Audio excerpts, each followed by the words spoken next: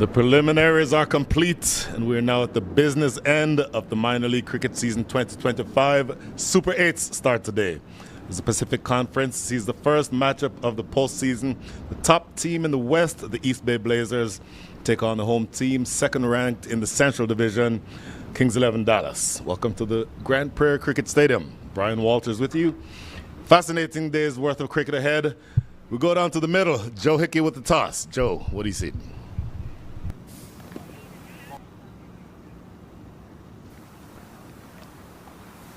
Welcome to the middle here alongside pitch 6 at Grand Prairie Stadium. We've got the assembled important people here, Sundaram Subramanian, David White, match referee, and the captains, Sanjay Krishnamurthy for the Blazers and Corey Anderson for Kings 11 Dallas. Teammates in San Francisco, but we are not in San Francisco today. David, you've got the coin. Let's hand that to Sanjay and see what we've got. Okay.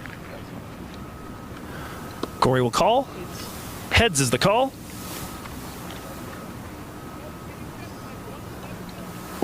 Okay. All right, so Sanjay has won the toss. It's tails, and let's have a quick word here. Sanjay, so far this season, you guys have batted pretty much every time.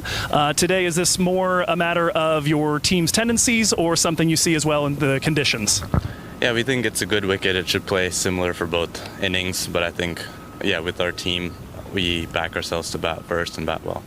All right, and so far this season, 5-0 when setting a total. What sort of total do you think this hard Grand Prairie wicket is going to require to be defended? Again, we'll have to see depending on how it plays in the first few overs, but hopefully something above 160. Okay. Changes in your squad today from what you ran out the weekend that you clinched the Western Division title? No, we have the exact same team. Okay, so same 11, and we'll see that in just a moment. Thank you, Sanjay. Corey Anderson of Kings 11 Dallas, if we could have a quick chat as well, sir. So, Corey, the coin has been unkind to you guys this year. I believe just 2 wins so far? Yeah, it has been. I think someone else probably needs to do the toss from here on in. I've been asking other guys to do it, so it hasn't been a good run. But I will say I think we were looking to bowl anyway. So, we've played on this wicket a handful of games in the last few games we have as well. So it's slightly older wicket, but Dave said it's probably a little bit of moisture in it because he watered it just to keep it going for the next couple of days as well. So hopefully we can kind of strike early. Okay, and what sort of total do you think you need to hold East Bay to give your bats a good chance of chasing this down? So far this year, 4-1 chasing totals. Yeah, I mean, ideally as low as possible, but I think with this ground, this is always it's hard to defend this ground. I think the ball travels more than you think it does. So, look, I think, until we see first couple of balls being bowled, somewhere around that 160, 170 mark ideally, and if we get ourselves in a good position, hopefully we can kind of strangle them a little bit more. But, our batters have been doing a hell of a job to try and chase down the scores that we've been, put in front of us. So hopefully today's the same. Any change that won you guys the eliminator on Saturday? Yeah, there are a handful. I won't name them because I'll forget all of their names, but there are about 3 changes coming in as well. So hopefully they're guys who have obviously played for us before, so they know the setup and know their roles. So hopefully everyone can do the job today. Time. That's the news here from the middle. It's going to be East Bay Blazers winning the toss and electing to bat first. There you hear it from Joe Hickey. East Bay Blazers winning the toss. Captain Sanjay Krishnamurthy choosing to bat. Joe Hickey, welcome back to Texas. Thrilled to be here, right back in my old spot. So your East Bay Blazers, your East Bay Blazers from the West Coast choosing to bat first. What do you think about that lineup? It's unchanged from the weekend prior when they clinched their Western Division title. It does look like a bit of a change, though, up top, as it's going to be Saideep Ganesh returning to a role that we've seen him in prior years, but that he has not played yet this season as an opener alongside Sujith Gowda. My goodness. Strong Kings 11 Dallas side is what you have here.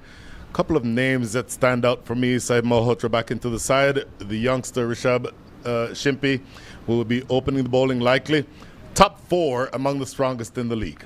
No, without doubt, and it's going to be a big challenge for the East Bay bowling attack when Kings 11 come out. But first, we've got a little bit less of the strength versus strength here. Dallas have had their struggles with ball in hand, and East Bay, little trouble this season getting started. We'll see what they do on this surface here inside the power play, where they've had a little bit of a slower start than usual. Obus Benar, the tall left-arm orthodox, will be opening the bowling as he has all season from the river end. First ball up. Ooh. So he's not necessarily the orthodox finger spinning, turning the ball away from the right-handers. I want you to take a look at the way that he bowls and then give me your impression from the first couple of balls that you see from Obus. Got a chance to get a really good feel for him during the Eliminator when he did this same opening stretch. Ooh, may well have gotten the back foot on that one, and certainly not looking for turn, looking more for skid and to play with how long it spends in the air. Boy, and he's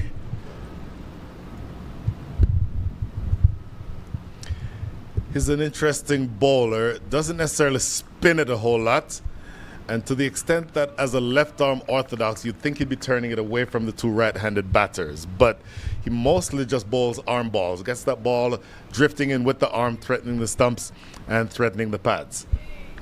Reminds me of Josh Dascombe a few years ago with this East Bay side. Bang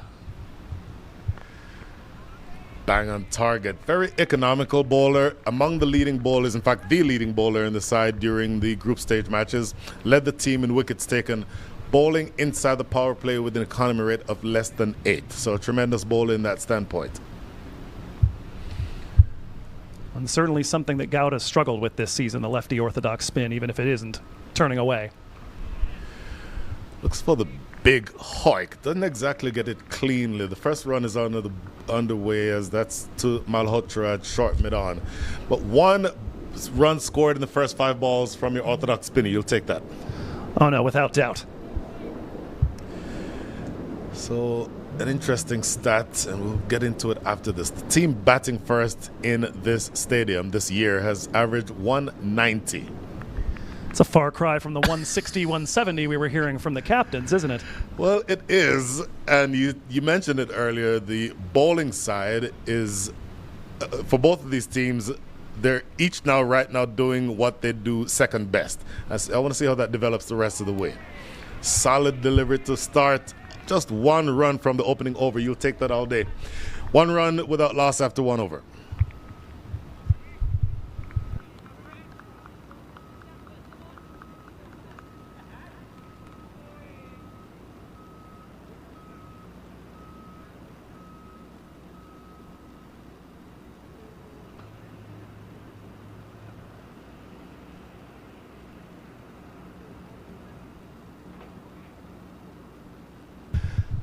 So 1 run on the books. Joe Hickey, you have seen everything there is to see with the teams on the West Coast. Give me your sense of what the East Bay Blazers will be looking to accomplish here, and how likely is it that they take victory in this first match? Well, I think up front they're looking to survive the power play. They've had a few games where they've lost early wickets, and it's really hamstrung their ability to put up a big total.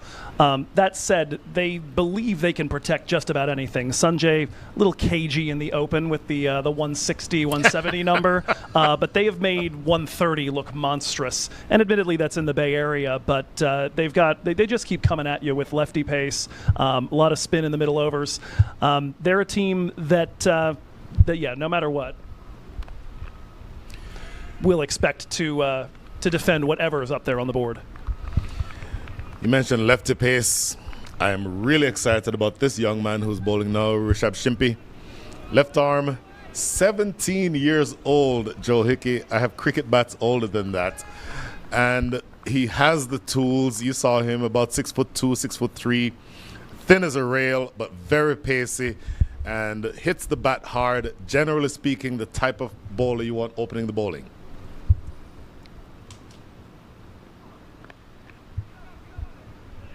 Looks like runs there on that ball rolled toward mid-wicket, but absolutely. I mean, Shimpi this season, a little less economical against the righty batters, but absolutely a strike bowler against them. 11.4 balls per wicket just against right-handers. And with this pairing up front, East Bay have worked righty-lefty at times this season, but today going with the 2 right-handers up top, he's somebody you definitely want in there to try to get the breakthrough.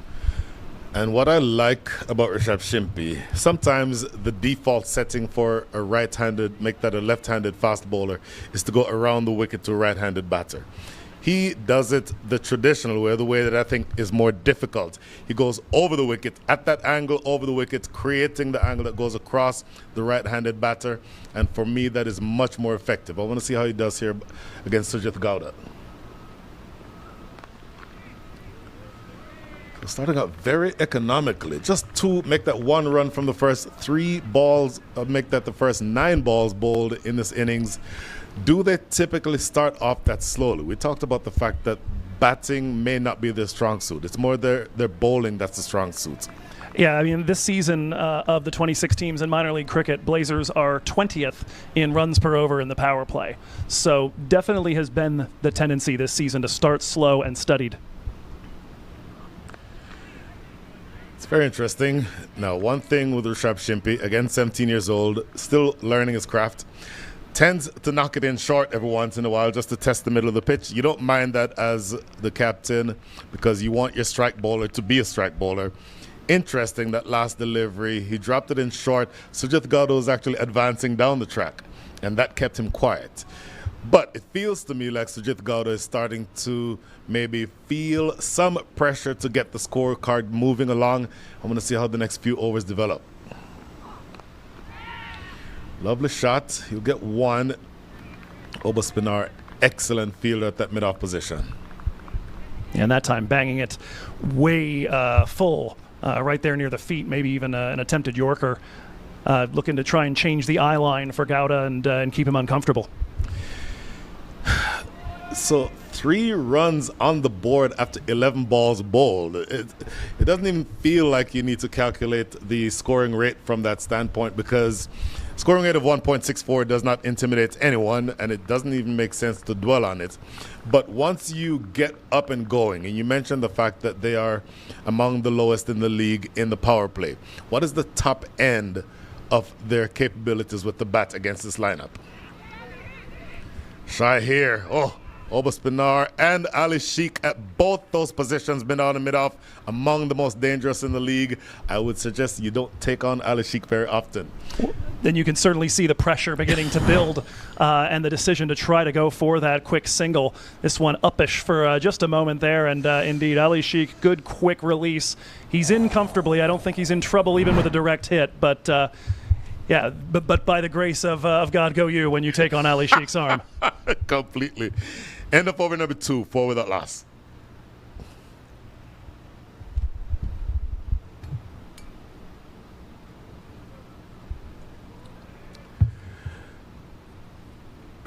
So 2 overs in the books, 4 runs on the board.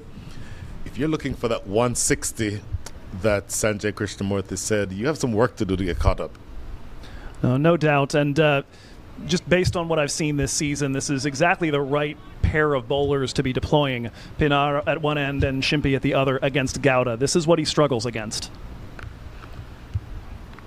Just seems like the field placing is spot on. Cannot get anything through the infield. Obviously no boundaries yet.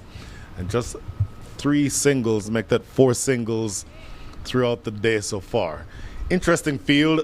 Deep mid-wicket, more like cow corner and a long off. Goes toward that fielder in that deep mid-wicket area, but it's going to go away for the first boundary of the day. Yeah, if that had been a little more towards, if they'd put that fielder a little more towards long on rather than cow corner, might have been in play. But Ganesh freeing the hands at long last, and this one just brought in a little bit short by Pinar, sits up really nicely and just says, hit me. Well, that arm ball that we talked about doesn't work as well when you drop it short. So you'd want him to be a little bit fuller, like that. To me, that's a good delivery and more consistent with the field that is being set. But you'll take where you are now, just 3 deliveries remaining in over number 3, almost halfway through the power play, just 8 runs on the board. Especially given how much trouble Dallas has had keeping the economy under control this season. This is exactly the start you need against a tough bowling attack to come later. Boy, it's going to be really interesting, because if it is, it's almost like this phase of the game, each side, as we said, has the 2 weaker disciplines in play. So it feels like things could really explode later on when you have the big hitters against the excellent bowling attack. I want to see how that develops the rest of the way. Oh, earlier off camera I said to you that Obaspinar essentially sometimes just bowls medium pace. Well, that was a medium pacer there. No, that one definitely hurrying up Sadeep Ganesh, and you can tell. But shot thrown very late and right into the body. Oh, and that was the arm ball. Came in with the arm. Up just over the bowler's head, not far away. Excellent attempt down at the boundary, but they get 4 more. Productive over here for Sadeep Ganesh. He faces every one of these balls, perhaps protecting his captain a little bit. He's striking about 20 points better this season against lefty spin than Gowda.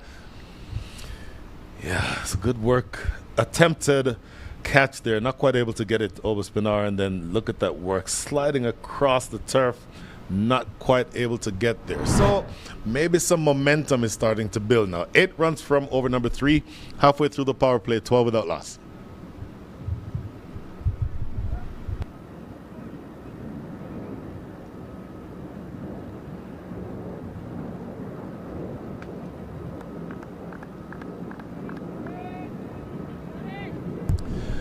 So 12 without loss.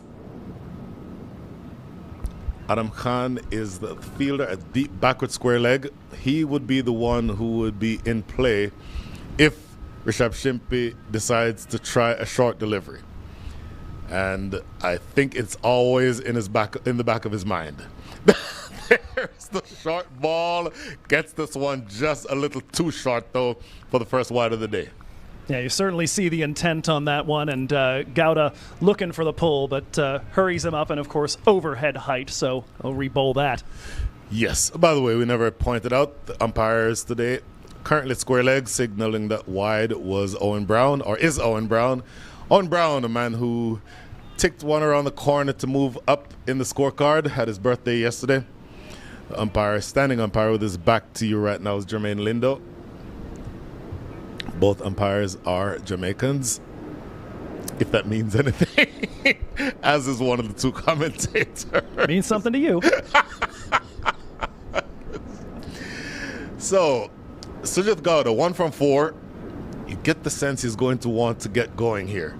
There's a short delivery again, and to that man I mentioned, Adam Khan, down at the boundary at long on. Watch that develop, because he tends, Rishabh Shimpi, to just test the batters with the short ball.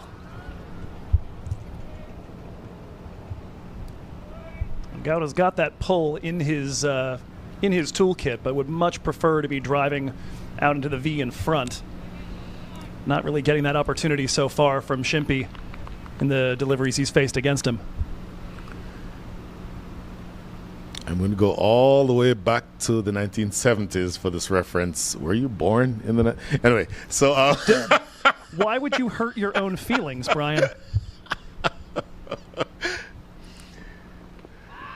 Looks to work it around the corner. Should be a leg by. But as I was starting to say, in the words of the former West Indian tearaway Colin Croft, if you want to drive, get a car. In other words, there's not going to be anything full enough for you to get onto the front foot and drive down the ground. Obviously, mid-on and mid-off inside the circle, you don't get the sense that they'll be looking to pitch anything up to either of these 2 batters. Yeah, if we see it, it'll for sure be a mistake. Exactly. By the way, that last one, not... In fact, yes, it was scored as a leg by. So, still off to a relatively slow start here. And by the way, before the game, we're told that Unmuk Chan was going to be the keeper. And this is full. 2 full, given the field, goes down the ground for 4.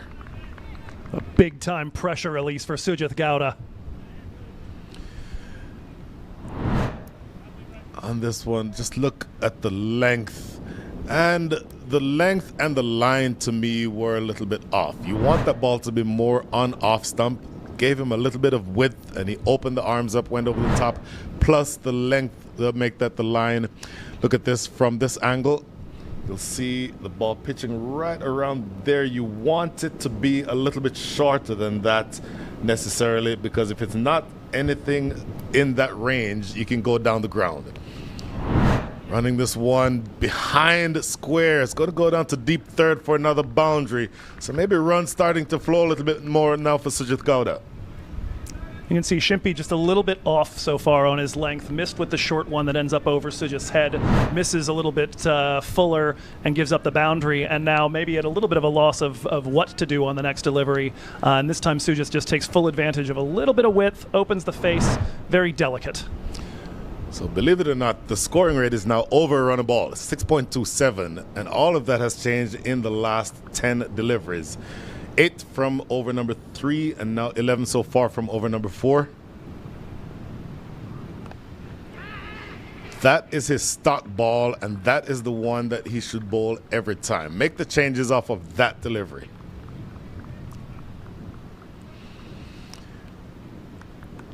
So with 1 ball remaining here in over number 4, I think you've seen where Rishabh Shimpy is again. He's a youngster.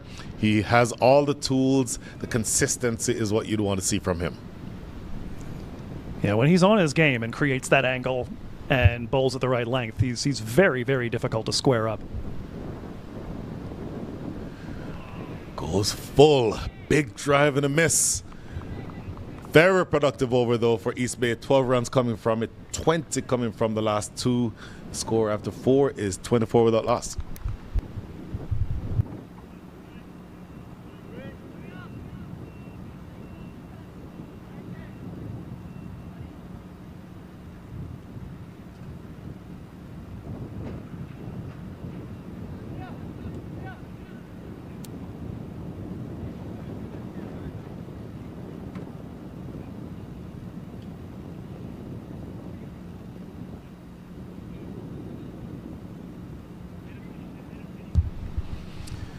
Well, the East Bay Blazers are starting out very slowly, but showing signs of life here in the last couple of overs.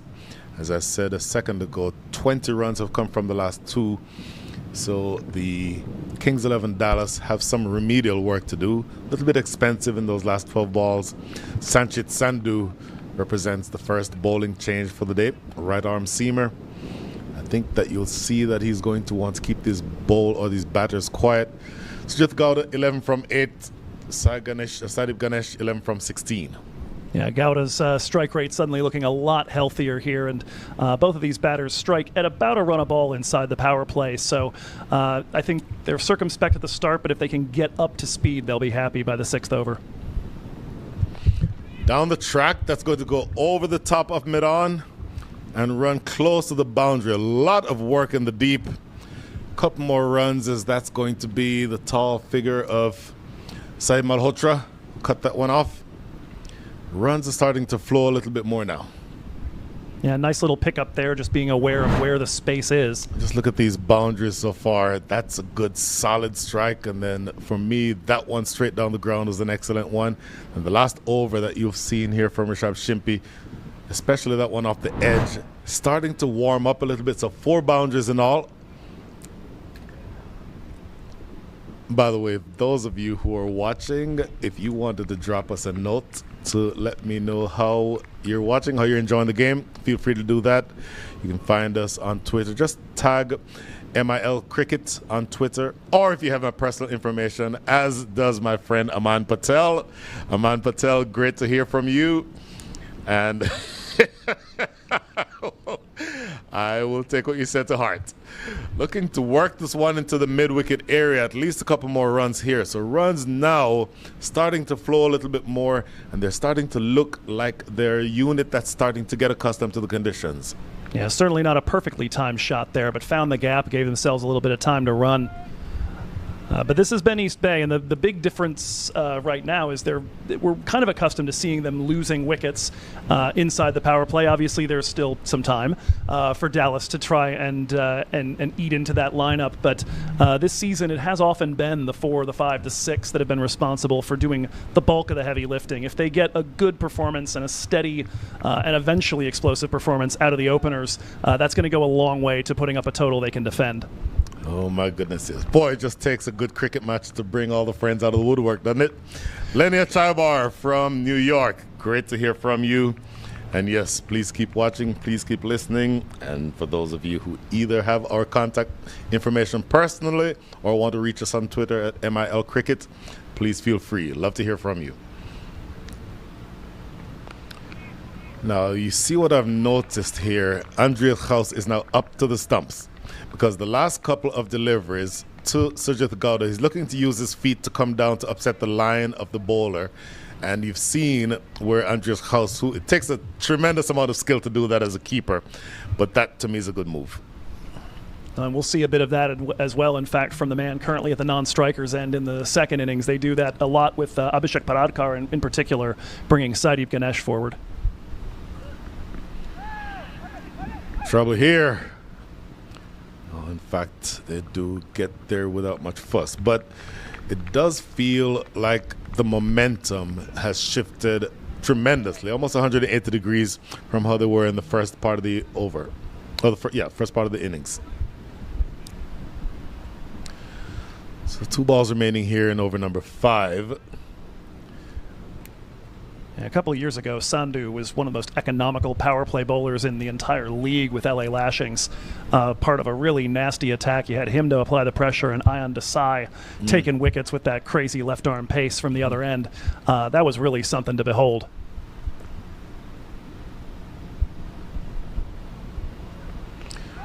Oh, beautiful piece of work. Not out, but look at the skill in that. Forget about the fact that that's a wide.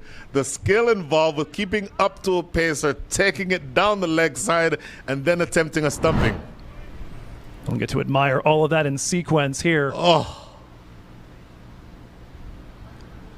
That is just brilliant work from Andreas Gauss. Well, and, yes. and great cricket all around, too. Look at Sadeep Ganesh somehow keeping that toe on the ground and behind the line. Goodness. That is not nothing either. Oh, my goodness.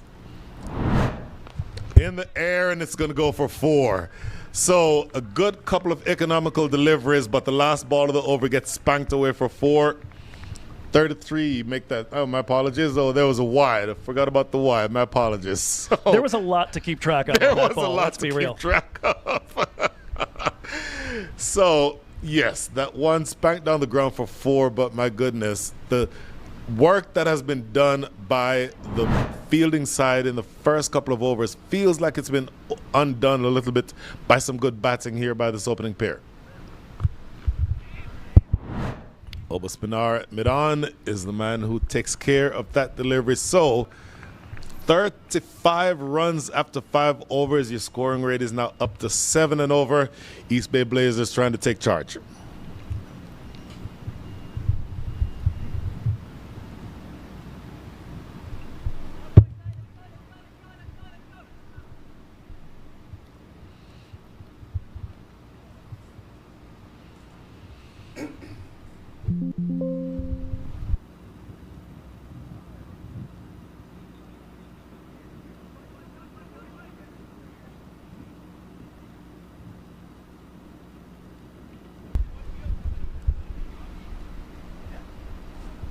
And it'll be the righty pace of Amshi De Silva picking up the ball now from the racecourse end. Comes into the season, or rather to the postseason, with 8 wickets and an economy just under 8s. Somebody who does go for boundaries, though, and has had his struggles against right-handed batters. I'm sure he'd prefer to see an Anji Pereira up there, a Kevin Bandara. Economy against lefties, 3.33. Economy against righties, 9. If the cricket commentary thing doesn't work out, as we look at the stumping again, that is such brilliant work and great camera work to get the fact that that back foot stayed in the crease. First delivery is run off the face of the bat, back towards third. As I started saying, Mr. Hickey, if the whole cricket commentary thing doesn't work out, you can go be a statistician somewhere, a professional statistician, no less. Well, I've got at least one South African statistician / LED operator that desperately wants to haul me down to Johannesburg and get working on that conversion.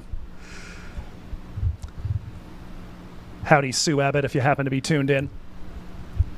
We have had some viewers from South Africa. Got a few players here whose families might be interested today as De Silva steams in. Again, just have been, by and large, picking out the fielders at times here against a few of these pacers. Finally got off the schneid with Shimpy Good to see, as I mentioned, Gauda's had his struggles with lefty spin, has had his struggles with lefty pace as well, and to have navigated that, to be up at a run of ball and still out there, important thing for this club.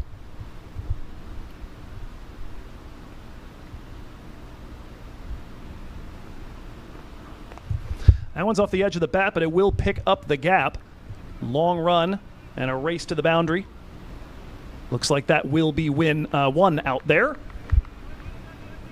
A comfortable pair. Certainly get 2 runs for it. The boundary in that direction today towards the eastern side of the ground is 72 yards, 74 yards to the west, and then the straight boundaries are each 69 yards. So not a huge amount of real estate in any direction. Playing on pitch number 6, that is as central a pitch as you can play on for the dimensions of the field to be equivalent all the way around. Nice pickup as that one's a bouncer. That'll fall safely over the top of the man in the circle. Long run in from the boundary and laterally to get to that from the man at backwards square. And going for the bouncer, looking for that pull shot, just didn't connect with it quite the way, in fact, that the bowler might have appreciated to pick out that deep fielder.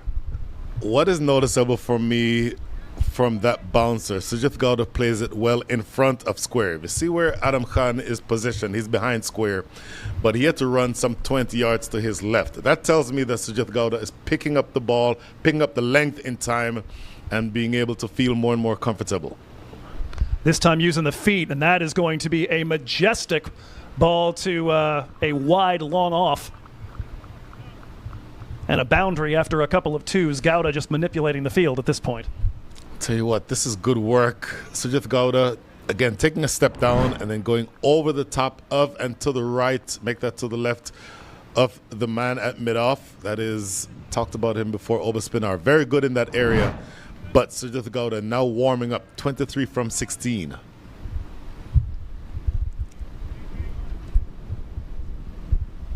East Bay on the season averaging 39 for 2 inside the power play. So this is, as we hit the final delivery of it, a nice advantage. That one is again going to fall short and wide of Adam Khan. He'll be able to get to that prior to it reaching the boundary rope. And some excellent work out there to hold that, I believe, to just a single. It's definitely a single. 45 runs after 6. The last thing I'll say about that over, Sujith Gauda is warming up. And if he warms up, Mr. 2000 has over 2,000 career runs in the minor leagues. If he warms up, look out, Kings 11 Dallas. Indeed. End of the power play. East Bay 45 for no loss as we take a look at the highlights from that and particularly of some of these boundaries that have been hit by East Bay. A pair of them off of Pinar. Here are the 2 tasty ones from Sujith Gauda that came off Rishabh Shimpi and got him up and running. That's just a textbook off drive. And the one that Gauda just got there to finish off that last over. So you're warming up. 7.5 runs and over. Let's talk projections. 7.5 runs and over projected from here gets you to 150. 150 feels like the low end of where they'd be aiming. Number one, from the standpoint of where they are now, haven't lost any wickets, have got through the power play. And then because this ground is such a good scoring ground, such a high scoring ground. It'll be Sanchit Sandhu continuing from the river end, right on the mark on the first ball here with the fielding restrictions released. And Gauda's somebody who this season, we mentioned before, he's been a very circumspect starter. East Bay have had their issues getting going inside the power play all season. Maybe a friendlier surface. We certainly heard that from a few of the, in fact, I think from Sujith himself before we got started here and visited down on the field, that it's nice to bat on a hard wicket. That one, though, is popped straight up and might well be catching practice or might have the legs. Wow, off the bat, I thought that was absolutely a chance and instead carries a good 10 feet over the rope, Brian. Off the bat, I had the same impression as you did. I thought that was catchable. In fact, watching Ali Sheikh, I thought he had it measured, but it kept going back and back. Not much wind today, but that ball drifted and kept going for the first 6 of the match. Yeah, that brings up the 50 partnership and, of course, the 50 overall as well. And right back to it, this time a chance, and a diving attempt from Pinar inside the circle will not secure it. You mentioned the 50-run partnership. They are warming up now. 52 runs on the board. Your 6 deliveries in, make that 2 deliveries into over number 7 out of the power play. You also mentioned that the East Bay Blazers have gotten to the point, getting through the power play at an average of 39 for 2. So they're ahead of that pace. And even though we talked about this not being their better discipline, they're really looking good. That went off the face of the bat and flagged down inside the circle. They look for the quick single, and they will get it. Good athletic stop there. Not often that you see a fast bowler, tall, strapping fast bowler diving at backward point. That's what you saw from Rashab Shimpi there.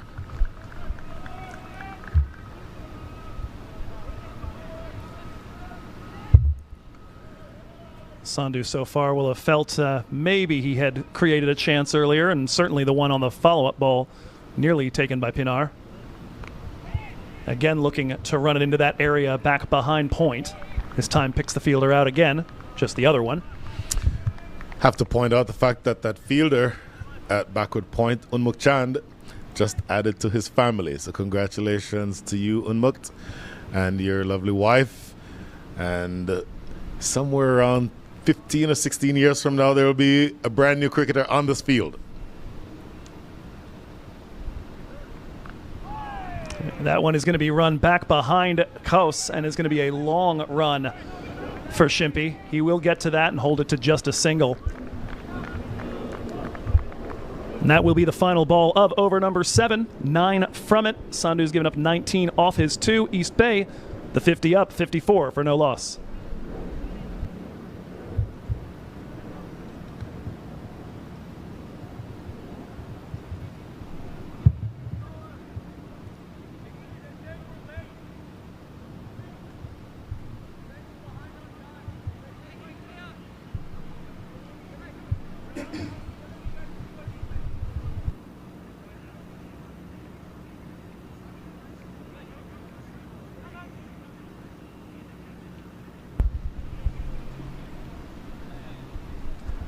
First look at Ali Sheikh from the race course end of the ground.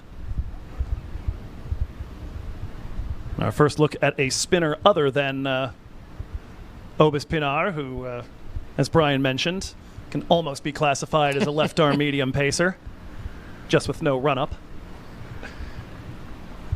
Early in his career, Obis Pinar was actually a medium pacer. Or a pace bowler. That it's almost disrespectful to say medium pacer, but had a few injuries over the years and converted himself into a spinner. One of the best in the league. More traditional spinner here in Ali Sheikh. Coming round the wicket, first one, perhaps a touch over pitch. That is a chance for just a moment. Nearly in the game was mid-wicket. Unable to make the catch out there. That is Remandar, very good in the deep, running around to his right, drags this one from an off-stump line, and Remandar, off the bat, I thought he might have been in with a chance, but not quite able to get to it for yet another boundary. That is boundary number 7 on the day, and that scoring rate continues to climb. This time forcing Gowda onto the back foot. He'll get that one to the vacant area wide of mid-wicket. A single, and now to feed Ganesh a little more of the strike. Yeah, Gowda on that last shot, maybe a little premeditated, you think, on that sweep? Might have been better if it had been just a smidge further in toward the body for him to get to it. He gets enough on it, but certainly gave them that opportunity.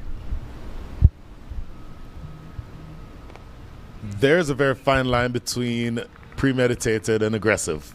That, for me, is more aggressive than premeditated because it's a left-hander pitching the ball on off-stump, turning it away. So from that standpoint, you get the sense it's not threatening the stumps, and you can go through with that shot.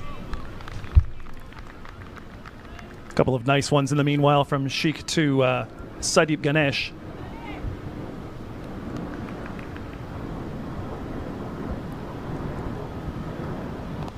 This time does manage to get wide of the fielder in the circle, and that'll be a single. So on the season, Ganesh certainly the one who has been a bit more pyrotechnic, going at about a run and a half a ball compared to Gowda at about a 115, 120 strike rate. But so far here, with Gowda getting his eye in, content to be the anchor at the other end. Don't overlook the fact that Sujith Gowda played on this very field as his own in previous years. That one run back behind, long run for Sanchit Sandhu, but another delicate shot and another boundary for Sujith Gowda. Sujith Gowda now moving into the 40s, just a little too straight, this ball going down the leg side. So the line there is the issue for Ali Sheikh. A little bit too straight, and that leg glance effortlessly played by Sujith Gowda. 10 runs coming from that over. The scoring rate is picking up, 64 without loss after 8.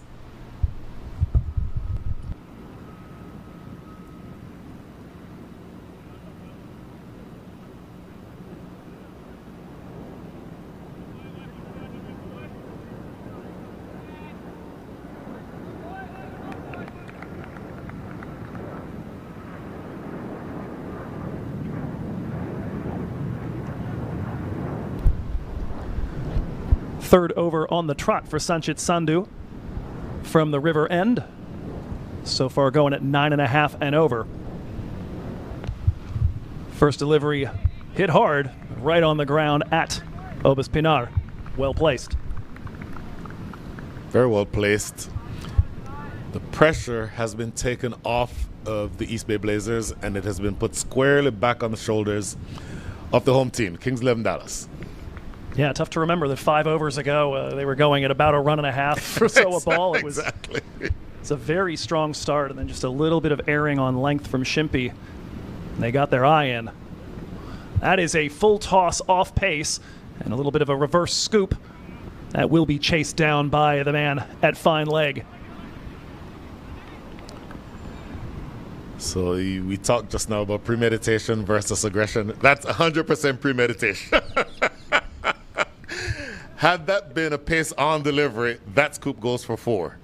So luckily for the Kings 11 Dallas, that was an off-pace delivery, and so only went for a couple of runs before deep fine leg was able to get to it.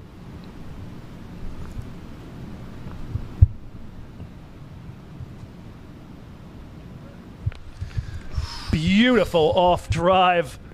And that is going, the only question is whether it got over the rope on the fly or not. The signal coming here is a 4.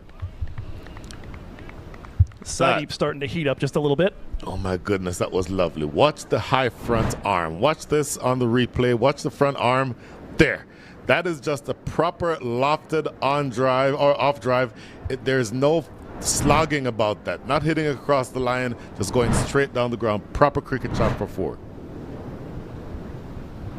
I was taught by Suhas Vedam back in 2022, that high backlift, the Bengaluru school of batting, and lovely exponent of that, Saideep Ganesh, looking for another boundary as he runs that one wide of the fielder in the circle.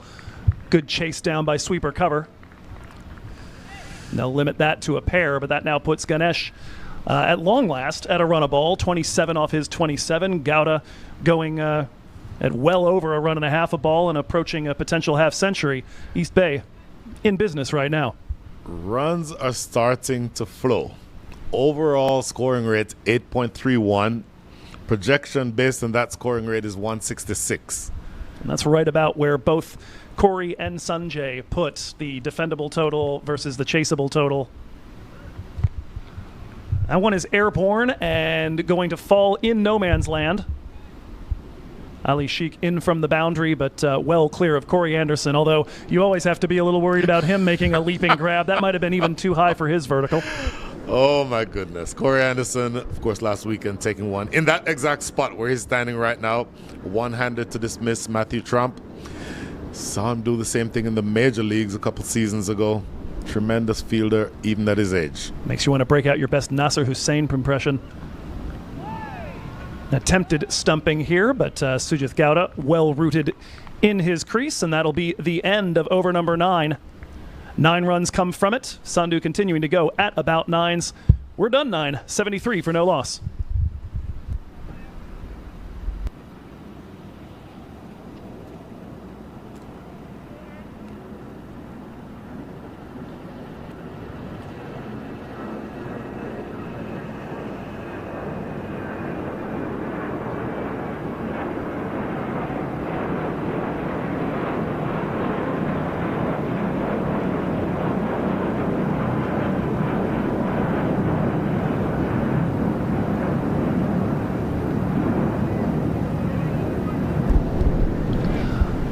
Ali Sheikh will continue from the race course end. First over went for 10. As we saw Gowda throw a couple of rushes of blood to the head. That one is going to be off the edge and on its way backwards of point. Long run for De Silva. But Amshi will get to it. And they have been, by and large, biting off this, or building this total, rather, in twos. Or for that matter, sometimes pairs of twos. Every now and again, 3 twos all at once.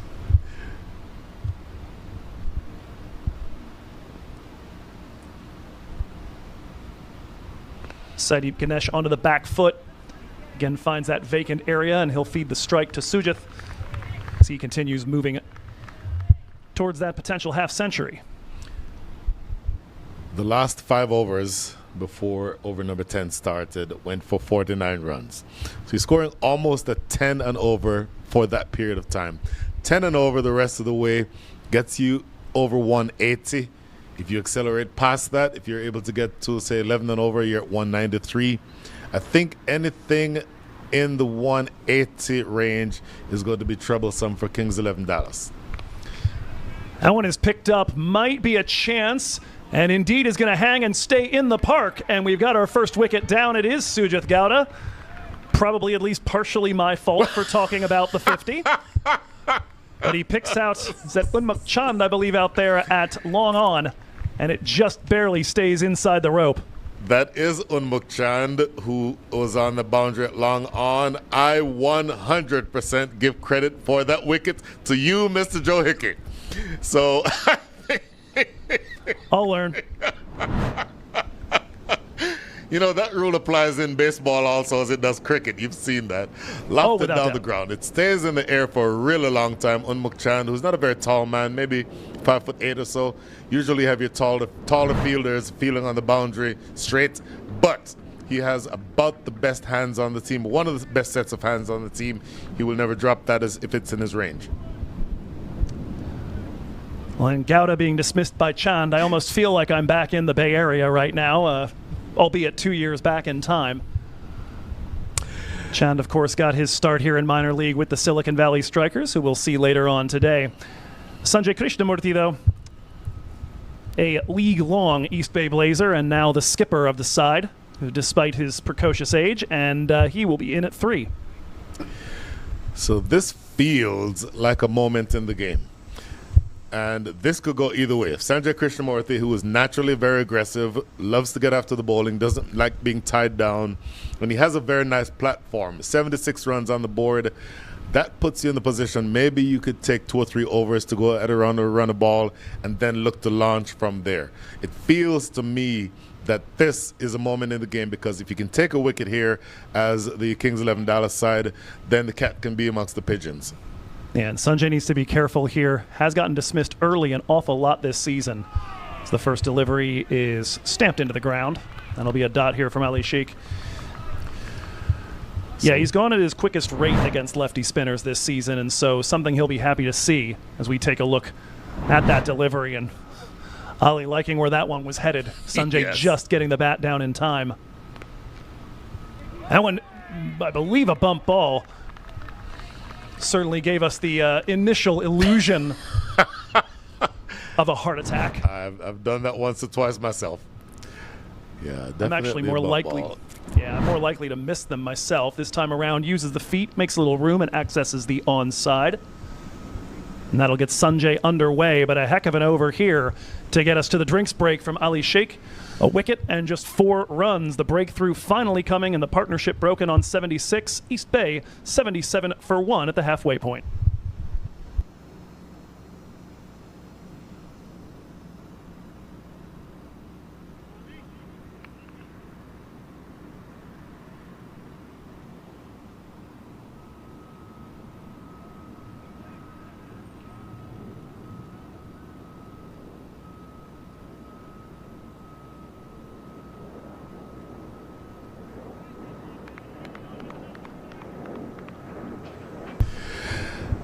Halfway through the innings, Joe Hickey, if this is a boxing match, how do you score the first 10 rounds?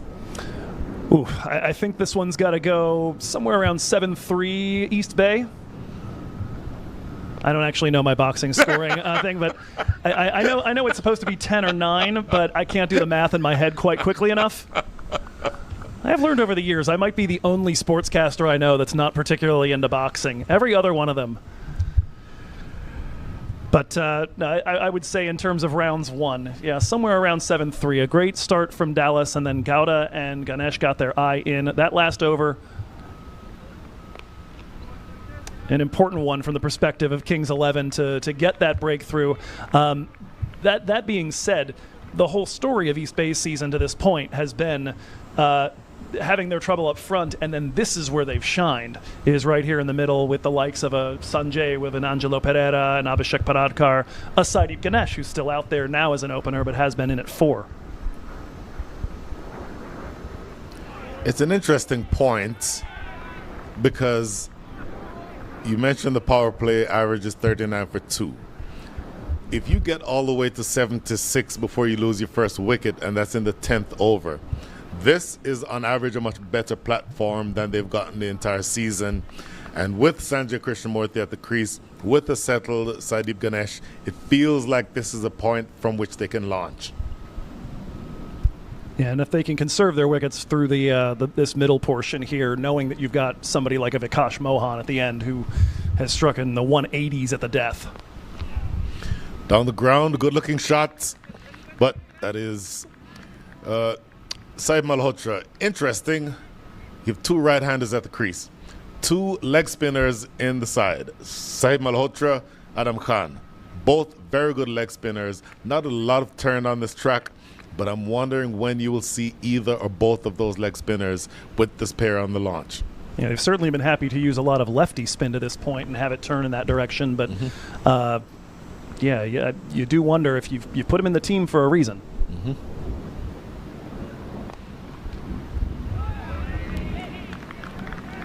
The cheetah, Corey Anderson, rolling around like a 22-year-old. Has to be said, the last 11 balls, only 4 runs coming from over number 10 and just 1 run so far in over number 11. So a bit of a fight back to continue our boxing analogy. This over, or this round, if you will, is going the way of the Kings 11 Dallas. This a little more the Sandhu we're used to seeing on the West Coast. Smashed. Maybe I put the jinx on him. I'll take that one. It goes all the way over wide, long on for the second 6 of the innings. Just a miss here on length, a little too short, and Saideep Ganesh rocks back, cranks that one wide of the fielder, and long enough. Oh, you nailed it. I don't know if we can see that replay one more time, but that's, to me, the exact issue with that last delivery. The length is entirely too short. If you're going to bowl that length, then you have to have the pace of a Rishabh Shimpi. Look at this again. Look where this ball lands. It lands right in that range. And in that range, with that pace, you're asking for trouble to a batter who is well settled like Saideep Ganesh. So pitch the ball up would be the lesson there. End of over number 11, 84 for 1.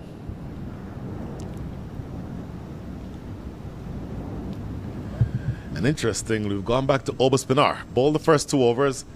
First one only cost him 1. The second one was a little bit more expensive, went for 9. But he's now bowling to a different pair or a different stage of the game. Sanjay Krishnamurthy will be looking for blood. Tell you what, that was a medium pacer. There is no spin whatsoever on that. That was a medium pacer of 3 steps. When you can see the aggression right now from Sanjay, that might well have been a free run if he lets it go by, but he wants to access that area back behind square, or behind point, rather. Hammered. Sanjay Krishnamurthy loves that shot. The body language tells you everything you need to see.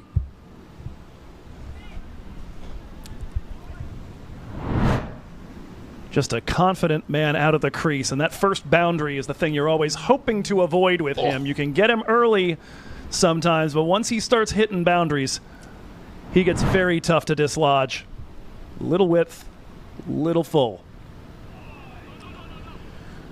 So the very first delivery was pushed through at pace.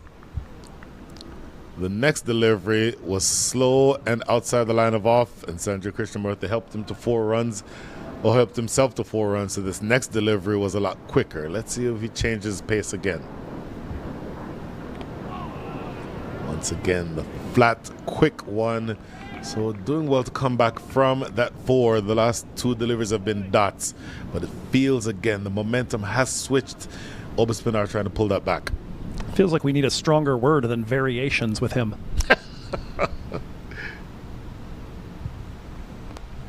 Down the ground, good looking strike. Look at that piece of fielding by Ali Sheikh. Absolute magician in the field, saves 3 runs. I can't get over just the style points on that slide. Really well struck from Krishnamurthy. Thought for sure that was it. One-handed pickup. And it's a one-handed pickup with his weaker arm. He's left-handed. That's with his right hand. Quicker through the air. Cut away into the deep. Remandar is out there. Boy, a lot is going on. 6 runs come from a very eventful over. 90 for 1. I don't know if we have time to go back to that piece of fielding again. I'd be in favor of it. That was spectacular. Let's see here. What we need is the freeze frame and then the little drop of the sunglasses onto there and the music drop. That was... I don't know if our telestrator has the drop down the sunglasses option. I think Hassan will be working on that for next season maybe. But that was lovely. 12 runs in the book. Tell me if you've heard, 12 overs in the book. Tell me if you've heard this one before. Double the score after 12 overs to estimate what the result will be for the team batting first. I don't know that I have heard that one. How does that get affected by the number of wickets down, though? I used to have a spreadsheet that calculated all of that. I got rid of it because it eventually became guesswork. But if you have a strong batting side, and even if you don't have a ridiculously strong batting side, if you've gotten through 12 overs with only 1 wicket down, 2 settled batters at the crease, just now building a partnership now worth 14, it feels like 180 may be the low end of where they could end up, because they're very, again, Sanjay Krishnamurthy, 7 from 12. You know his strike rate will eventually be above 100. Sadeep Ganesh, 38 from 33, settled and looking to push on, and big hitters coming down the lineup. Yeah, it definitely 180 would seem to be the lower end. I do think with this Dallas club, especially what we saw from them in that pair of games against DXG, if you can get into 200s, you're going to feel a lot safer against them. The Kings 11 chased down, I believe it was 194 in that game with the super over that had me just worried about your cardiovascular health listening in. I can't tell you, I was scared to death that it was going to be those 2 teams again in the eliminator. I was like, we need to have somebody checking on Brian. Oh my goodness. So I will say this. That was a very heart-stopping game. Going into the eliminator last weekend, they did not need the Kings 11 Dallas to get out of first gear. They got through. The chase, I believe, was 112. They did it in 12 overs. Andrew House scored maybe 110 runs in like 7 balls. It was not close. Only a slight exaggeration. just slightly exaggerated. Going back here now to Amshi De Silva from the River End. It is starting to feel you've gotten to the point now where you're only down to the last 47 balls, 9 wickets in hand. Realistically speaking, current run rate 7.48. Can they go 10 and over the rest of the way? That gets them to 169. 11 and over gets them to 177. But with this pair at the wicket, it feels like they can accelerate past that. I mean, we've seen Sanjay do that sort of thing against major league caliber bowlers, so you know they've got it in them.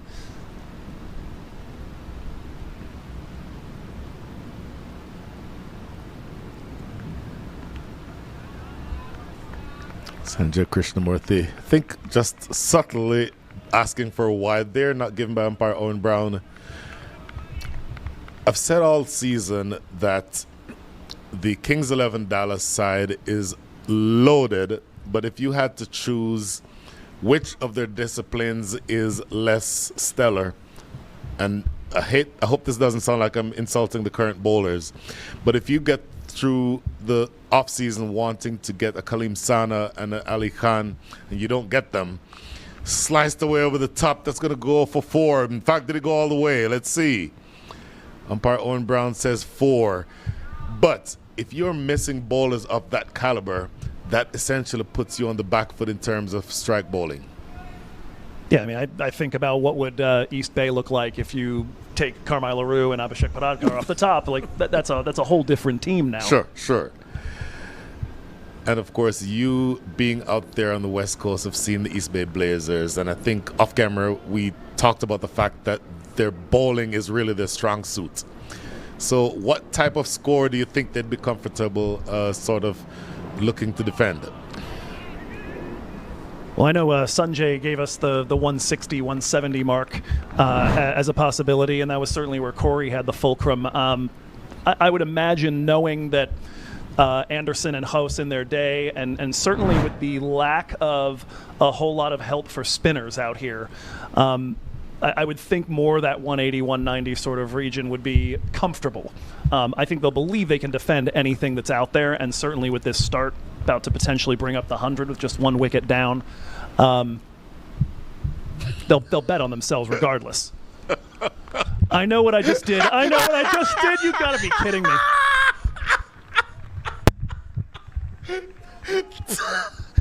Ladies and gentlemen, my apologies. 2 wickets have been taken in this match. Both have been taken by Joe Hickey. The East Bay Blazers are 96 for 2.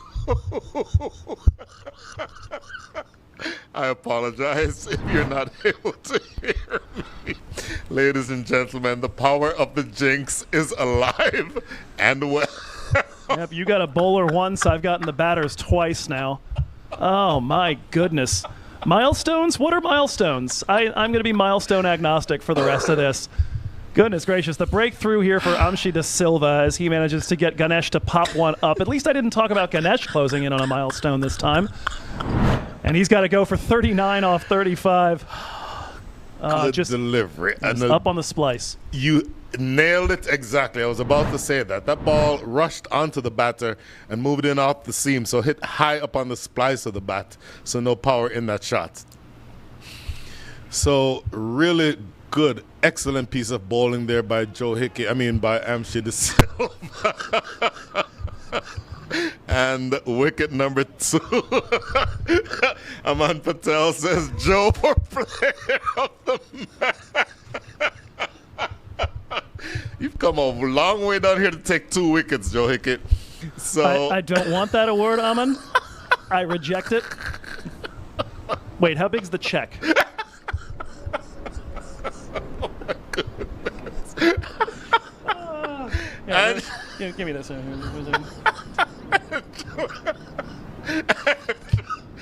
Angelo Pereira is the new batter to join his captain, Sanjay Krishnamurthy. Last ball here for Amshi De Silva. Great delivery. Yorker length gets a dot to close out over number 13. A successful one for Amshi De Silva. The score is 96 for 2.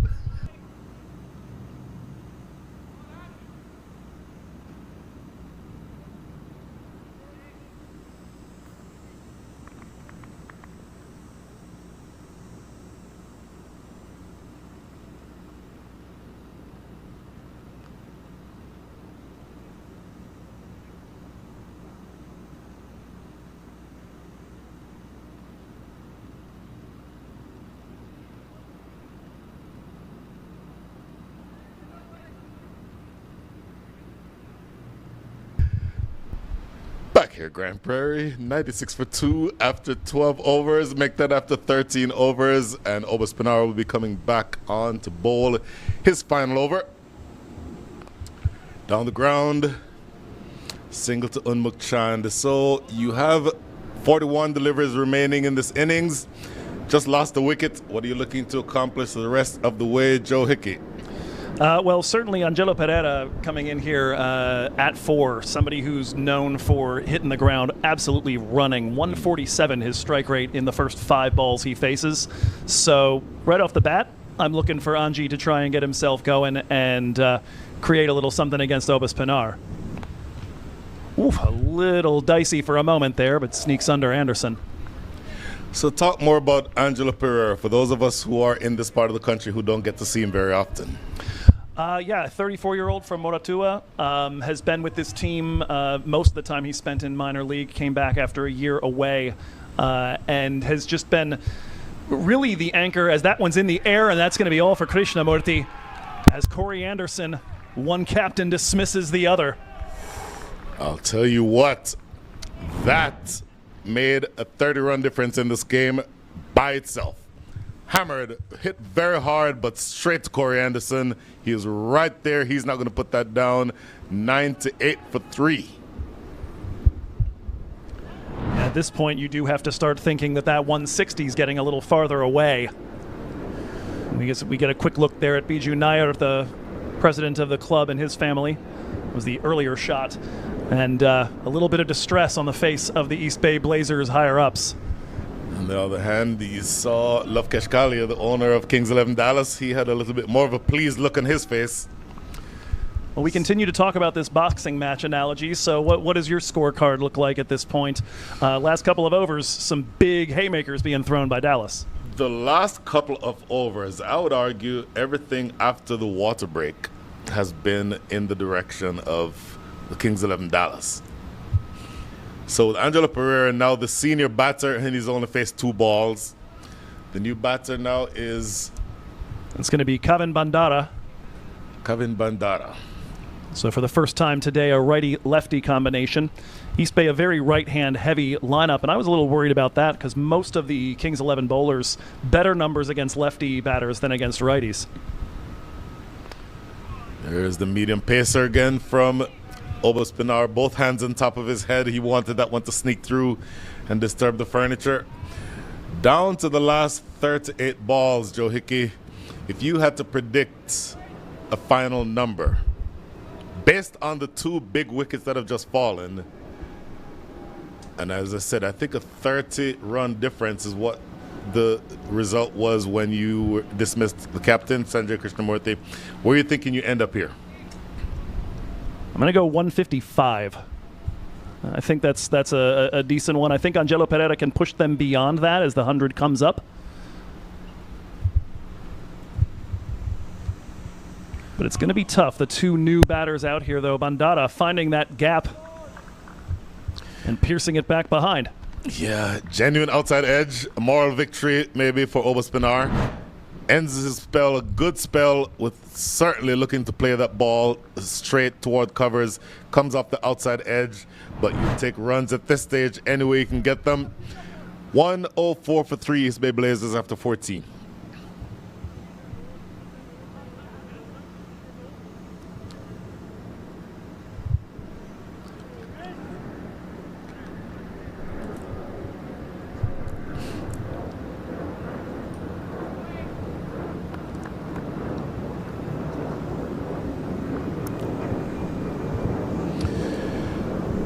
Well, interesting move here for me.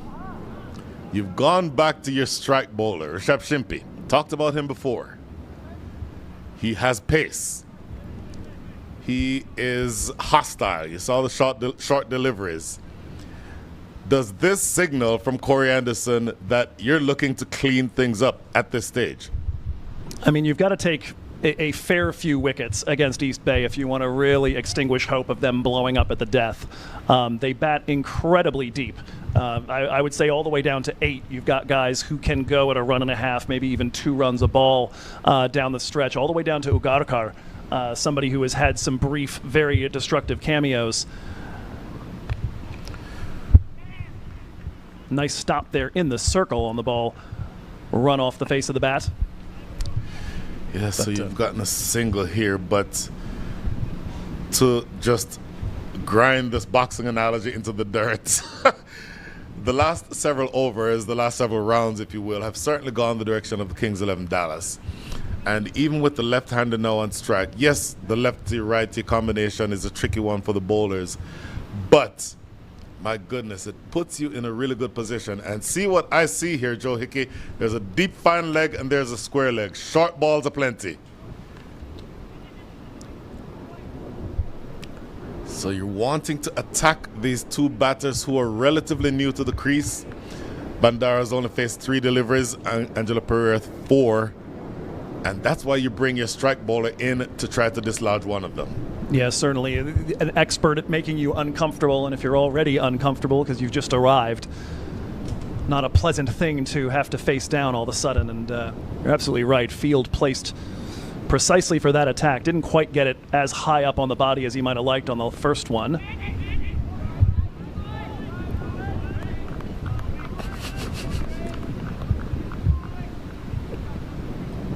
So, as for that special request, just passed on by Mr. David White, I will let that one go through to the keeper, sir. Back to the action on the field. A good comeback over here for Rishabh Shimpi, but do you need to take a wicket here for this over to be effective? Pulled away into the deep. A long run in vain for deep cover or deep mid-wicket. Adam Khan cannot get to it. First boundary in a while. Yeah, and Anji Pereira will get a look here at this one. And again, it just hasn't gone as short or as full as is going to be necessary to get the desired result. Not particularly intimidating, and that one absolutely in Anji's arc. And I mentioned before, somebody who tends to start very quickly. Didn't get the boundary in the first 5, but just barely out of that. Starting in that direction. But I would agree, because you're now spending one of the overs you could use of him at the death. I do think it is important to get something out of these last 2. Going back to that previous delivery, previous delivery, I think you're exactly right. That short ball did not get nearly high up enough. If you have the pace to bowl short, then that bouncer needs to be up around chest height. Look where this ball ends up. You see it on the replay. That's halfway down, but it only gets up to about waist height. And from that height, it's easier for the batters to play aggressive shots on the leg side. Oh, that was stylish. Very stylish. Almost like a right-handed Chris Gale in that shot. And the ball goes away for a single. So maybe even Stevens in that round, if you will. End of over number 15, 111 for 3. Take a look at this again. Look at that. That front foot goes up in the air like that. If he was right-handed, or if he was left-handed, he'd have been Chris Gale or Brian Lara. 111 for 3.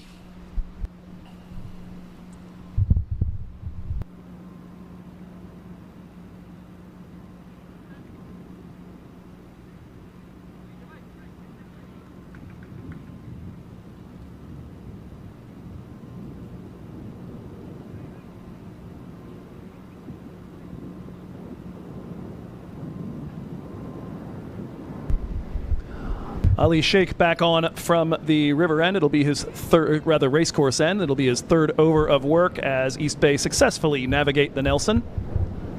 Single off the first, and now at 112 rather than the 111. All Sri Lankan pairing out in the middle right now with Bandara and Pereira.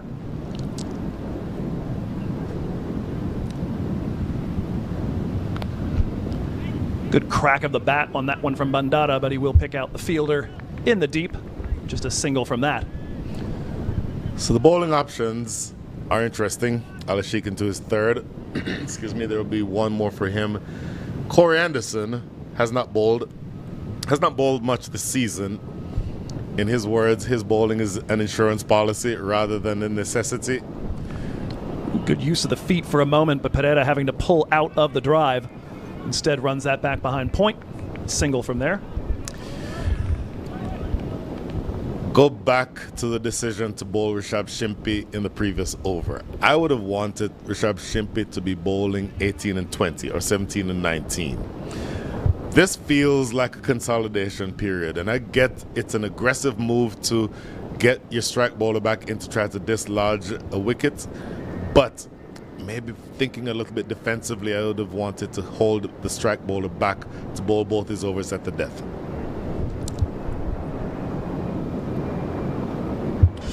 An edge there that carries just over the shoulder of Andres Jos. And, no fielder deep enough or fine enough to do anything about that. Right to the boundary. And 4 off the bat here. They've been a little streaky so far from Bandara, but getting the runs all the same.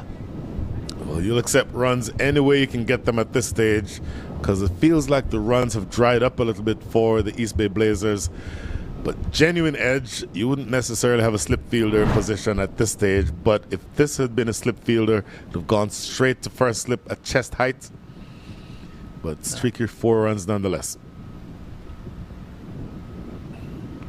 This one, nothing streaky about it, but it's going to end up finding its way to happy green grass for Kevin Bandara. Off the bat, I thought that thing was headed towards long off. That's what happens when your depth perception isn't great. That'll bring Pereira back on strike here, going at a run a ball so far through his first 10.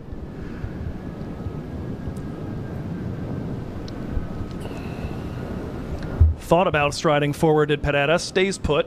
Throw is down to the bowler's end. They manage the quick single. Kings 11, for as much struggle as they've had with keeping the economy under control, part of that I think just playing around here, but they are 15th in economy at the death, 6th though in strike rate, so they do take wickets at this stage, and they'll be looking for more of that here. 4 overs left to go. East Bay 120 for 3.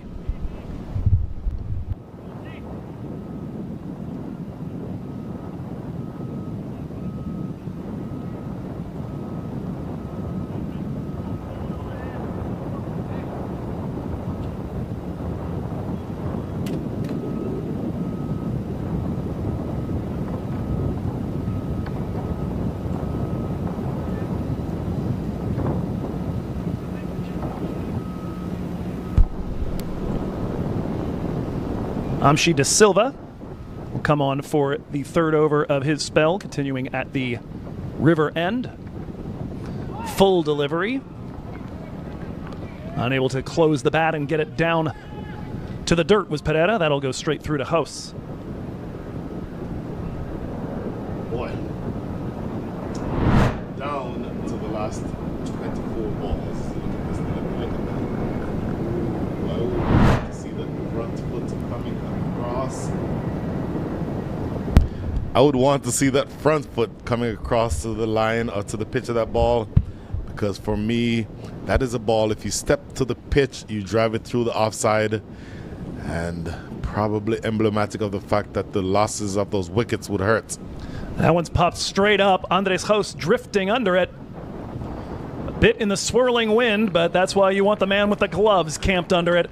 Jos takes it, and that is wicket number 4 down. Angie Pereira, less than a run a ball. He's going to have to go for 11 off 13 in this East Bay innings. Not finishing the way they would have dreamed it up back before I took those 2 wickets, Brian.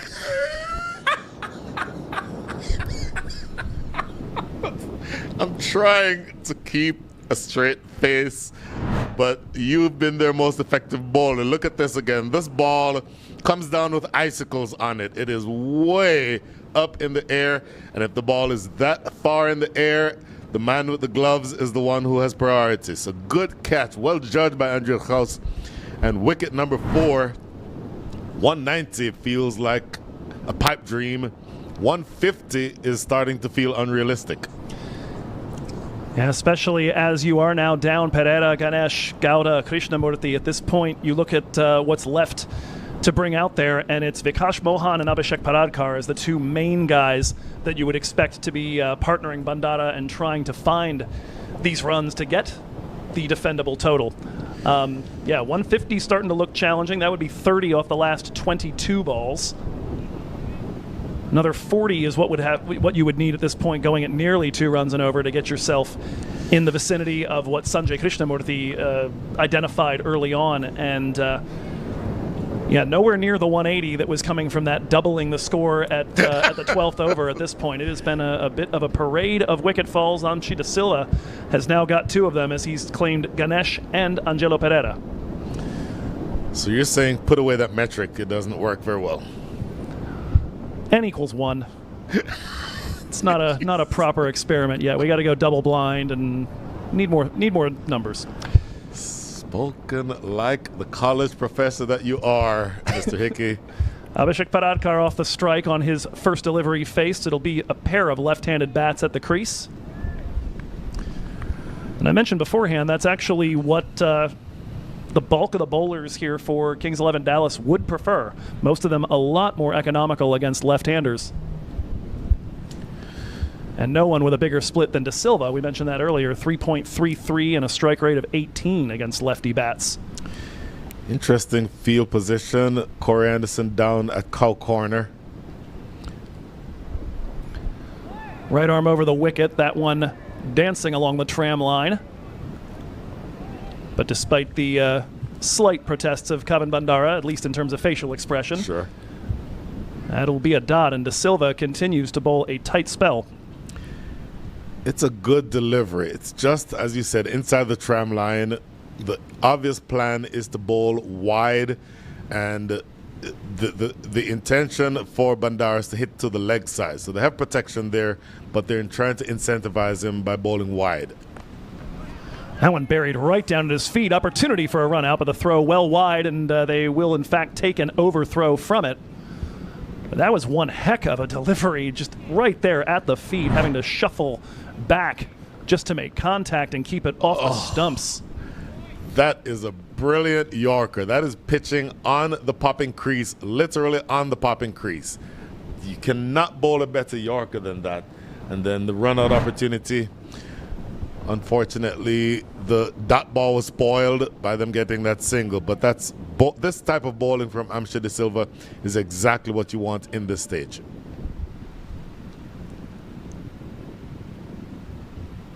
Final delivery coming up of this 17th.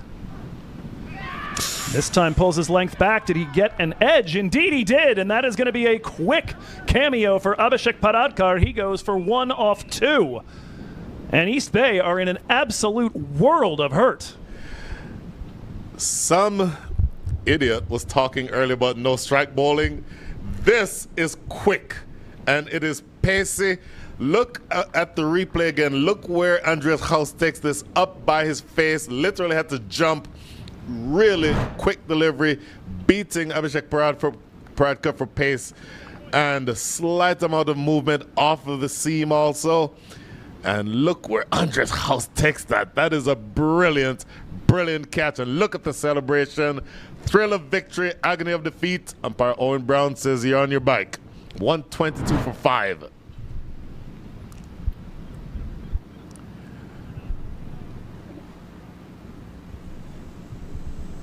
Brutal.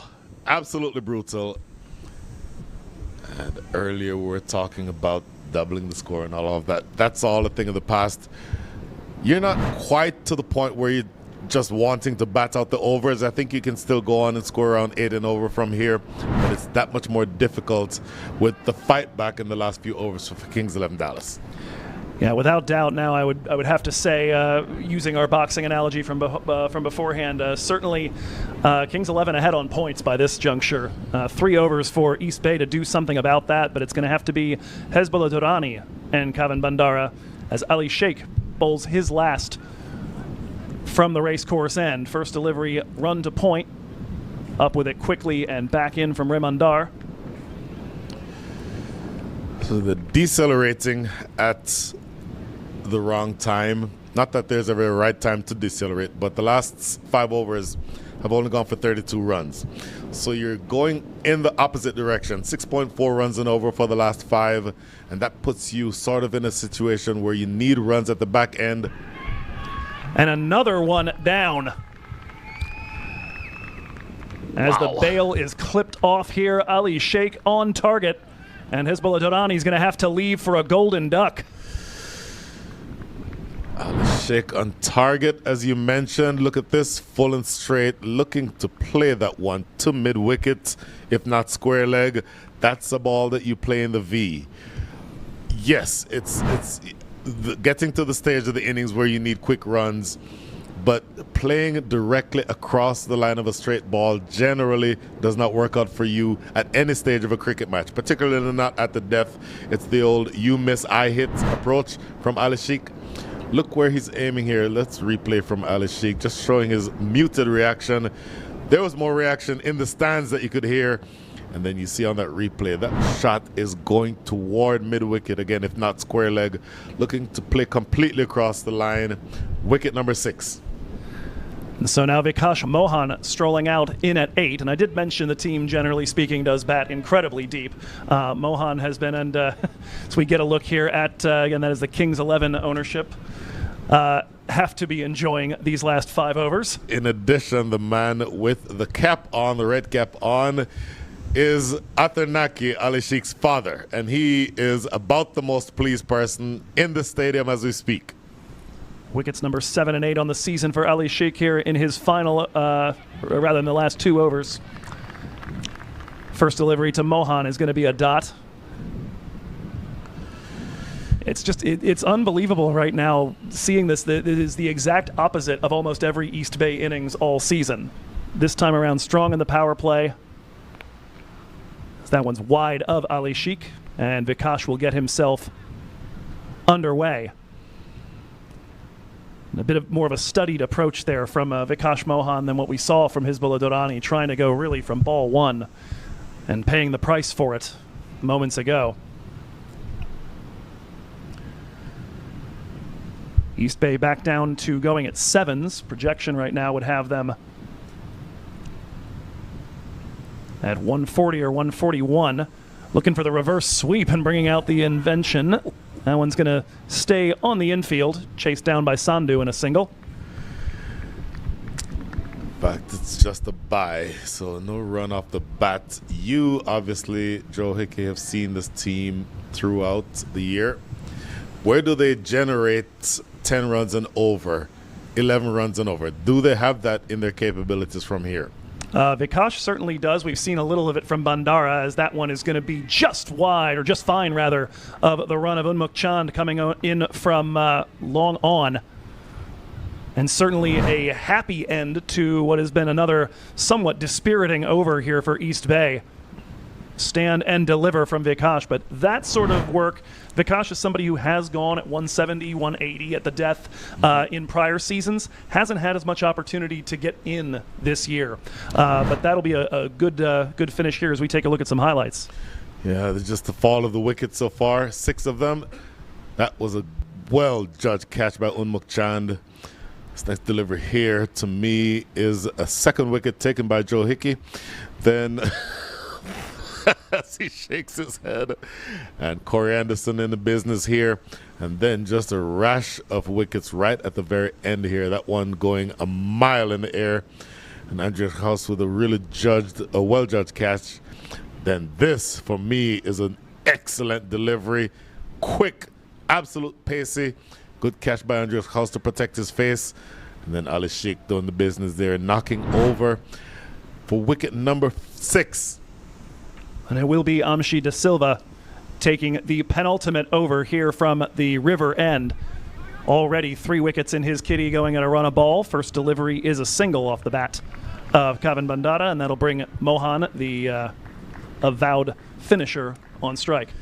Well, they need their finisher to somehow drag the team to about 20 runs in these last 2 overs. 10 and over, obviously, you get to about 148, 149. You want to be something in that range. This is a really strong batting side, Kings 11 Dallas.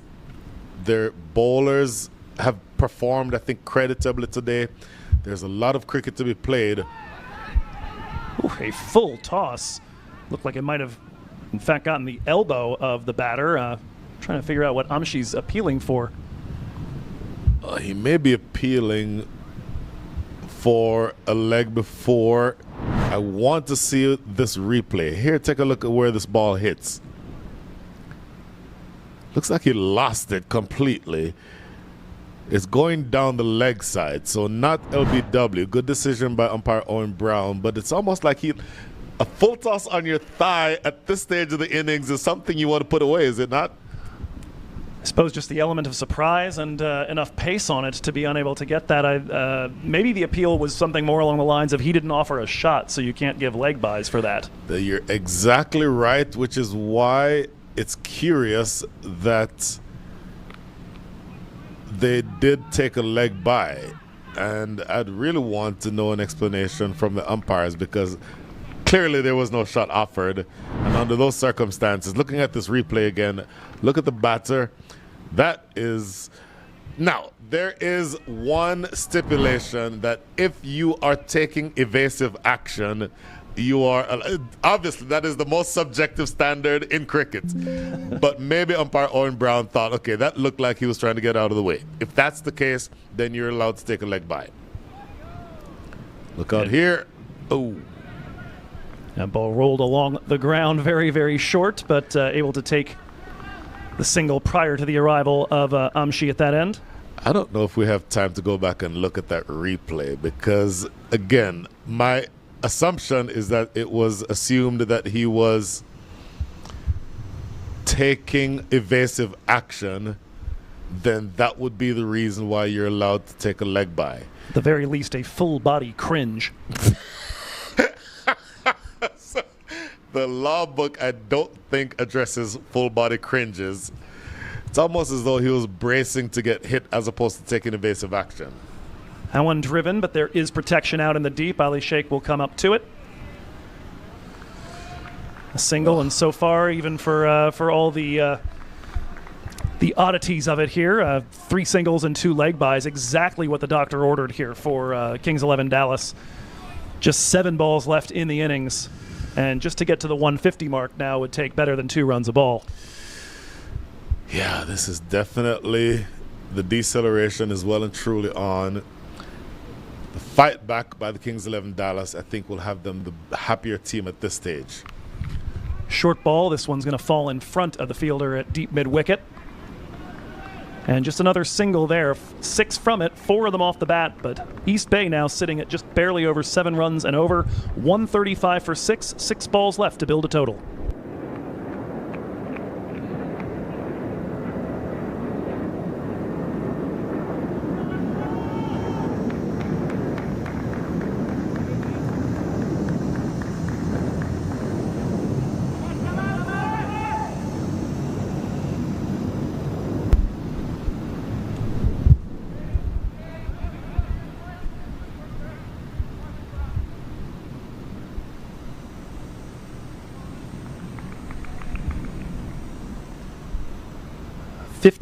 Off the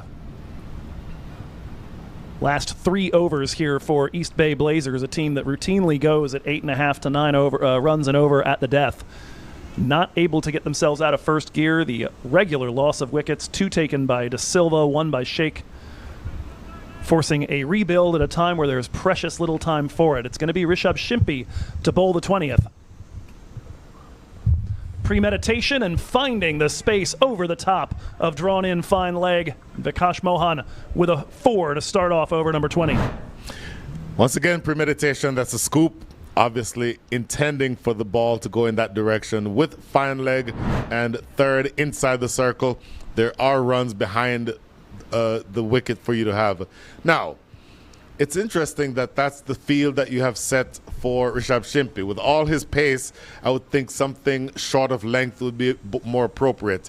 Long on and long off, make that long on and mid-wicket and square leg all on the boundary. So they're looking to bowl full. I don't know that you just don't have him bowl his typical short of length deliveries. That one not quite full enough, but it will find the fielder in the ring.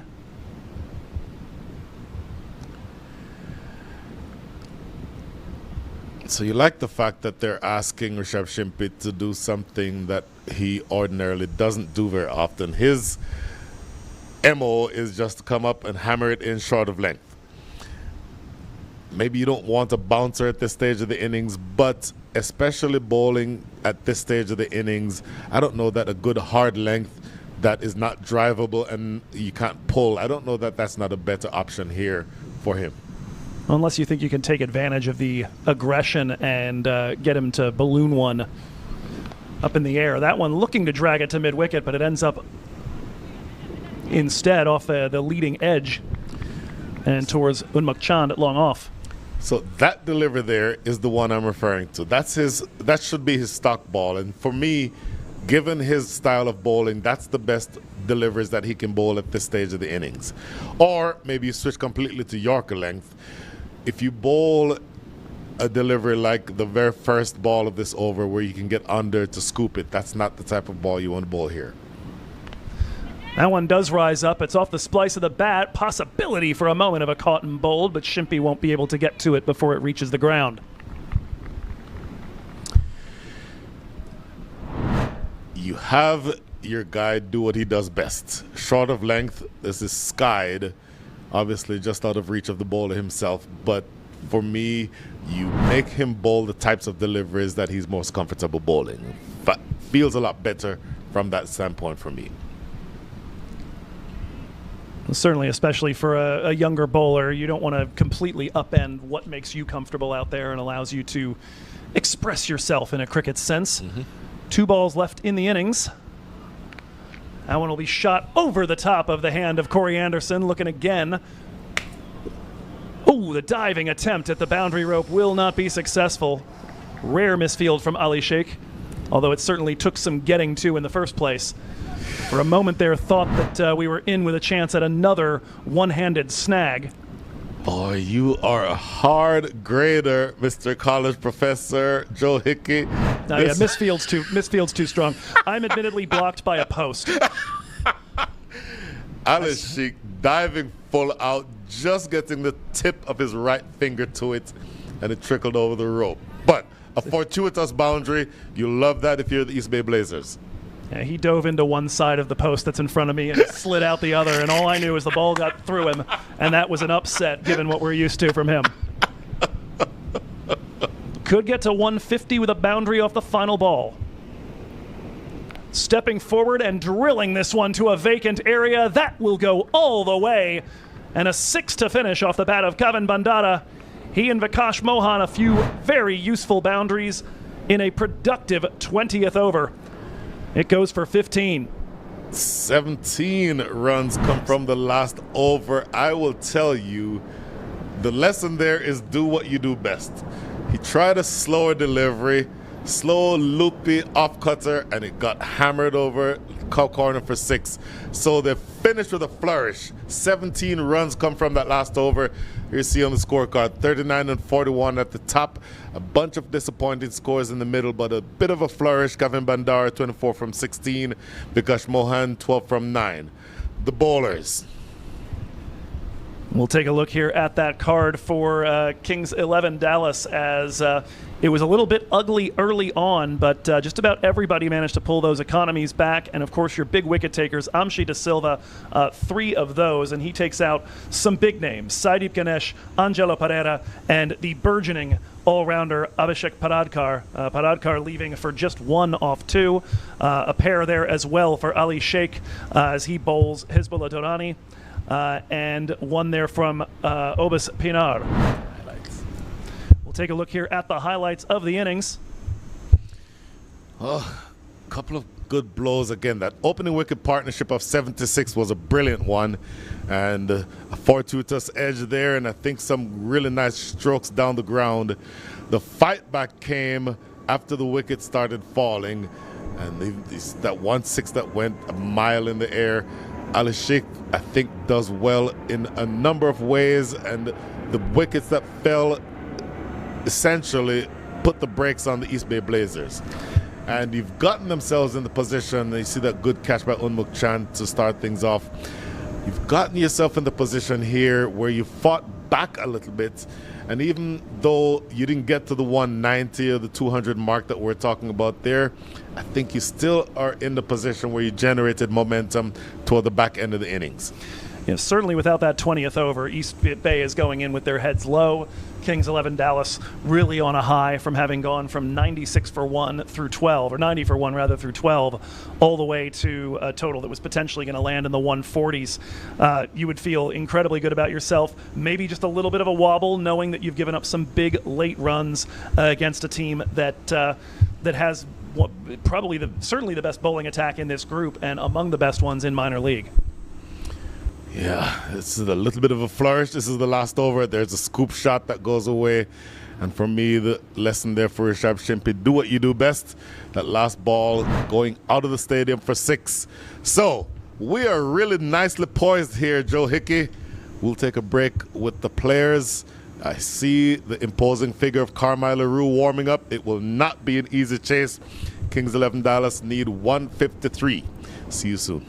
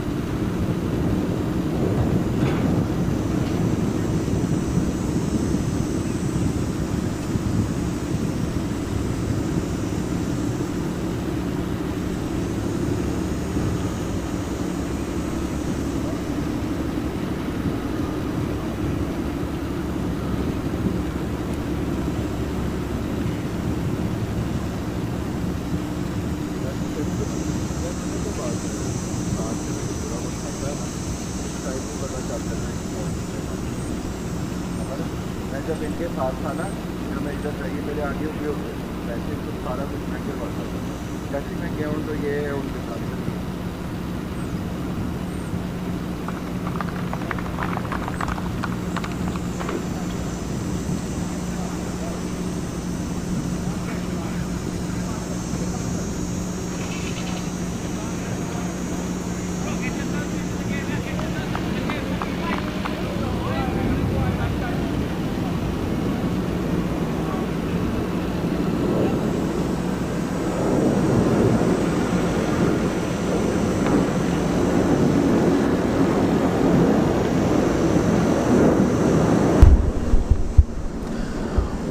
153 runs, the target for Kings 11 Dallas to get home here at home against the East Bay Blazers. So far this year, Blazers a perfect 5-0 when setting the target. Kings 11 Dallas 4-1 when chasing one. So something's got to give here. Joe Hickey alongside Brian Walters with you from Grand Prairie Stadium. First game of the Super 8 phase. We've got 12 games coming up in the span of the next 4 days. 6 of them here in Grand Prairie, 6 in Morrisville. And delighted to be here with you today inside and away from the 90-degree heat. We'll let the folks in yellow and dark blue deal with that part of this. But thrilled to be alongside you, Brian. Take a look at the fall of the wickets. I think on balance, the East Bay Blazers will be disappointed with not having capitalized on the start that they had. There's a second wicket. Once again, this is the last time I'll say it. Wicket taken by Joe Hickey. And then the rest of the way, just not able to build a whole lot. Corey Anderson there with a good one. And then the steepler that Andreas Gauss takes, the next catch that Andreas Gauss takes is a little bit of an easier one. At least it doesn't stay in the air that long. And that's the one I'm talking about right there. To be fair, had to do it out of self-defense. This is true. But, my goodness, Ali Sheikh knocking that one over. Boy, here is an interesting matchup. If you've heard the phrase, the irresistible force against the immovable object, that might be what you're seeing right here. The man who's going to be on strike, Raymond Dar, left-handed opening batter, generally very aggressive, has led the team in batting for most of the season. Maybe tailed off toward the last couple of matches in the season, but very aggressive. But for me, left arm pace, swinging it away. Carmelo Rue, absolutely brilliant matchup here. And the chase of 153 is underway with a dot delivery off the first ball. A good-looking ball just dancing past the outer edge. Oh my goodness, that is what I'm referring to. Left arm swinging that ball away from Raymond Dar. Carmelo Leroux is very tall. I'd estimate 6'3" as his height, maybe 6'4". But the swing is what stands out for me. Look at this ball curl away from Raymond Dar, who follows it, and it is a very brutal delivery to start. The second one, a near photocopy. We'll get a look eventually at the replay to see if it had the same amount of swing in the air, but ends up in the same basic spot here as we've got Dar on strike, Unmuk Chand at the other end, which will be a very familiar sight to Bay Area cricket fans. Boy, that is a left-handed, excuse me, fast bowler's dream. And that's why top right of your screen, first slip is in position. That one is on the ground, and Faisal Khan Ahmadzai up with it quickly. Another one that was absolutely on the move, a little fuller that time from LaRue. Certainly fuller, and you don't mind that. Look at this again. Curl. The first couple of deliveries, almost carbon copies of each other, probably landing, let's say the proverbial, landing it on the dinner plate. Both of those are on the dinner plate, just outside of off stump, just short of driving length. And yet again, LaRue just absolutely, you can set your watch by this delivery right now. Look at him on his follow-through, coming down the track, making sure the batter knows he's there. How did that ball miss the edge 3 out of 4 deliveries? This ball is curling away beautifully. That is a stock ball that Carmelo Leroux bowls. It is why he's about the most dangerous left-arm bowler. not counting Saab Netravalkar, in the country for me. Now goes a little shorter. That one run past him. Opportunity for the throwing down of the stumps at the bowler's end, but unable to make contact. First run recorded here for Remandar, and after that experience, I'm sure he is just delighted to be off strike. Now, a different proposition here for Unmuk Chand. This ball would be curling into him. So, yes, maybe you still have a slip fielder, but watch out on the leg side because there's a short fine leg, short mid-wicket, mid-on, and a deep square leg. So 5-4 field, 4 on the leg side as opposed to the typical 6-3 field. That tells you you're expecting the ball to swing in to the right-handed batter. Big question is, what line does he go with here? Where do you want to start it, Carmi? Starts it wide, comes back to about a 5th stump line, and a dot delivery to finish the over as he picks out the fielder in the circle. That'll be the end of the first, and a very effective, very metronomic first over from Carmi LaRue. Kings 11, 1 for no loss through 1.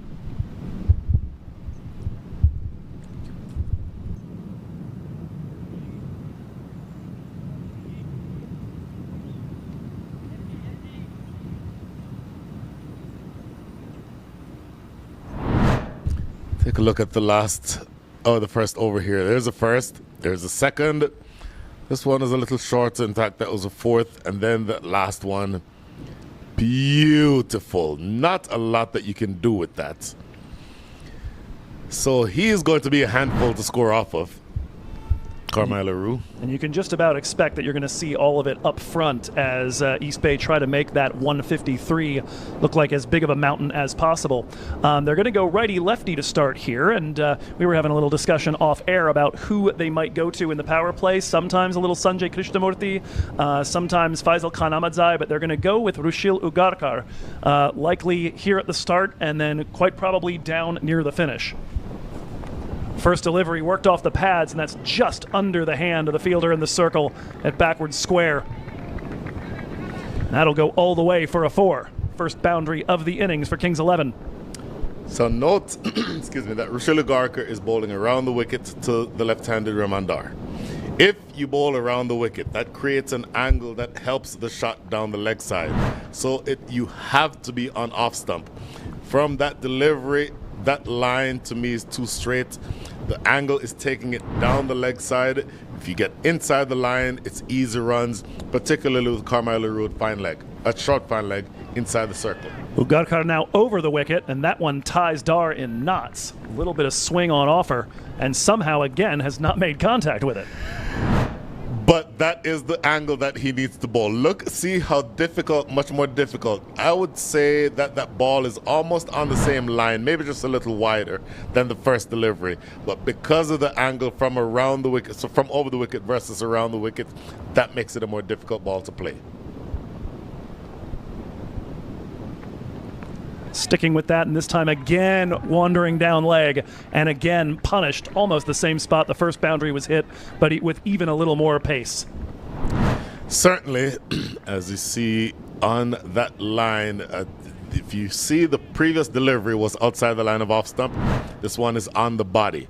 So even if you have the right side, you're bowling from the right side, meaning over the wicket, you still can get it too straight. And if it's too straight, it can be punished. So 2 out of 3 deliveries in this over have gone for boundaries, and that essentially has been a pressure release valve for the Kings 11 side. And we also saw a 1-run over to start when East Bay was batting, and took them a little bit longer to get the boundaries to begin flowing.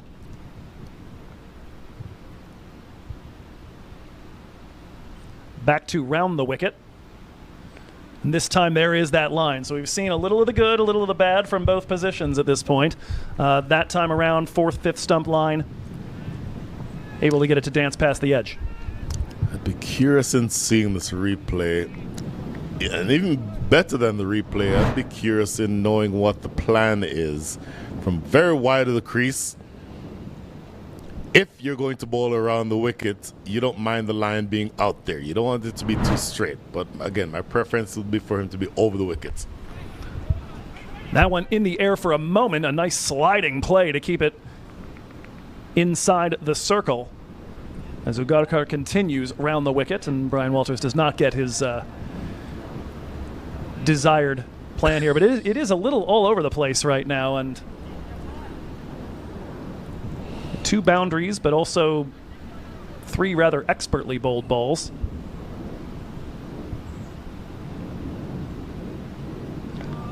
And again, dancing past the bat, and this one into the has missed the tram line. I see now the signal from our umpire. Is that Owen Brown with his back to us right now? Or? Absolutely. Okay. Owen Brown, a destructive batter in his day.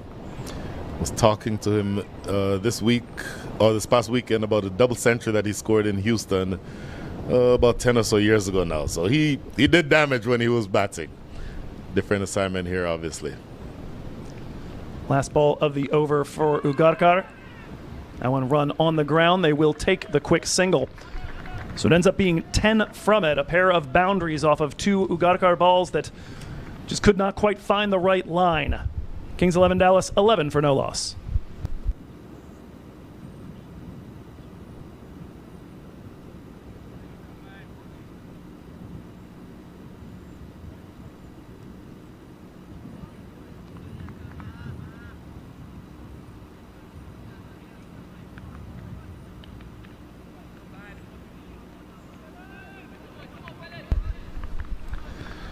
Two overs down. Kings 11 sitting on 11 for no loss, and Remandar has faced 10 of the 11 deliveries. He's getting ready to dig in again after taking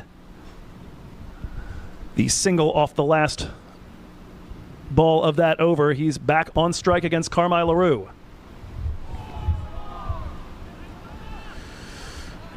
And wash, rinse, repeat. Goodness gracious. He is unplayable to the left-hander right now. I am shocked that there is not another slip fielder in position at this moment, because Remandar is not able to get the measure of Carmine LaRue on a good length outside the line of off stump. Now, certainly deserving of at least the beginnings of a cordon at this point. Although he would have to actually edge it for that to be of any concern, and so far he hasn't even quite managed that. Little shorter, this one popped up in the air, backpedaling and unable to reel it in is Sanjay Krishnamurthy. That is a difficult chance, but it's a chance. And it looks as though he mistimed his jump, Sanjay Krishnamurthy, over his shoulder, but he's running looking over his right shoulder. He's left-handed in terms of his throwing and catching ability, so you would think that that's to his stronger side, but not able to take the catch. Yeah, and even on a sharp opportunity like that and a difficult one to reel in, currently the minor league cricket leader in catches this season. Can't say you'd expect him to take it, but you wouldn't have been as surprised as you would be with some others. This time wanders down the leg side, a brief appeal hoping that Unmuk Chand had made a little contact with that. As Chand faces just the second ball of his match so far. Batting pair. For the majority of the season, this pair opened together. A few matches toward the back end of the year where Unmuk Chand was not available. But while they batted together, they average around 70 runs as an opening partnership. So you expect them to go on and do something dangerous here. That one in on the body. May have picked up some pad. The appeal is going to go on deaf ears. It is a rather drawn-out one, though. For a split second, I thought I pulled a Joe Hickey because it's Carmine LaRue asking umpire Jermaine Lindo, how many balls are left? I said 3. Can you see? I said 3. But looking at that replay, swinging into the right-handed Unmuk Chand, and those are the deliveries that he's dangerous to the right-hander, swinging in, threatening the stumps, threatening LBW. That one ending up on a leg stump line, worked away by Unmukt.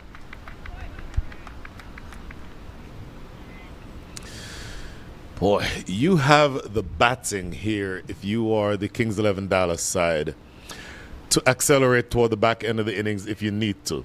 I don't know that the plan right now should not just be to just see Carmelo Leroux out of the attack. Try not to attack him and essentially play with a straight bat, maybe even bat out of the crease if you need to, but he's somebody really difficult to score off of right now.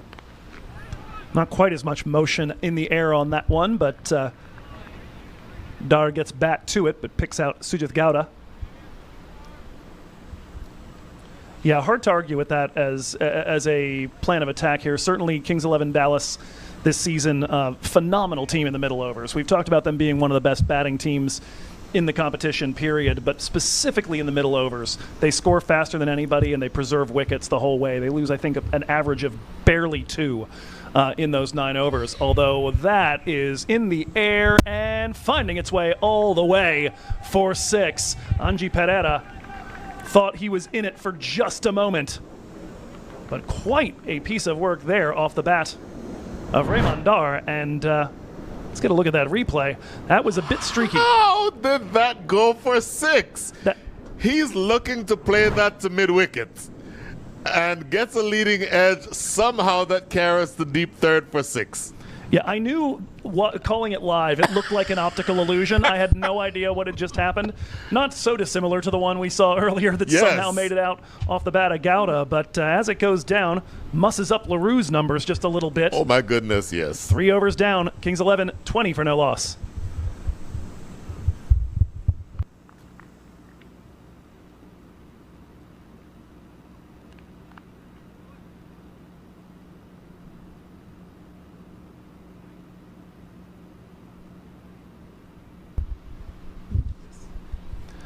Rushil Ugarkar will continue from the river end. And it's his former teammate and captain, Unmuk Chand, at the other end. First delivery continuing with a good bit of shape in the air. That one stays just inside the tram line for a dot to start. You would be forgiven for thinking, oh, were they teammates with this Kings 11 Dallas side? Nope, Silicon Valley. Back in Rushil's first season in MILC, back when Unmukt was captaining the men in two-tone blue, all the way to a championship in Morrisville, and of course that's where these two teams and the Strikers 2025 edition will also have their eyes cast.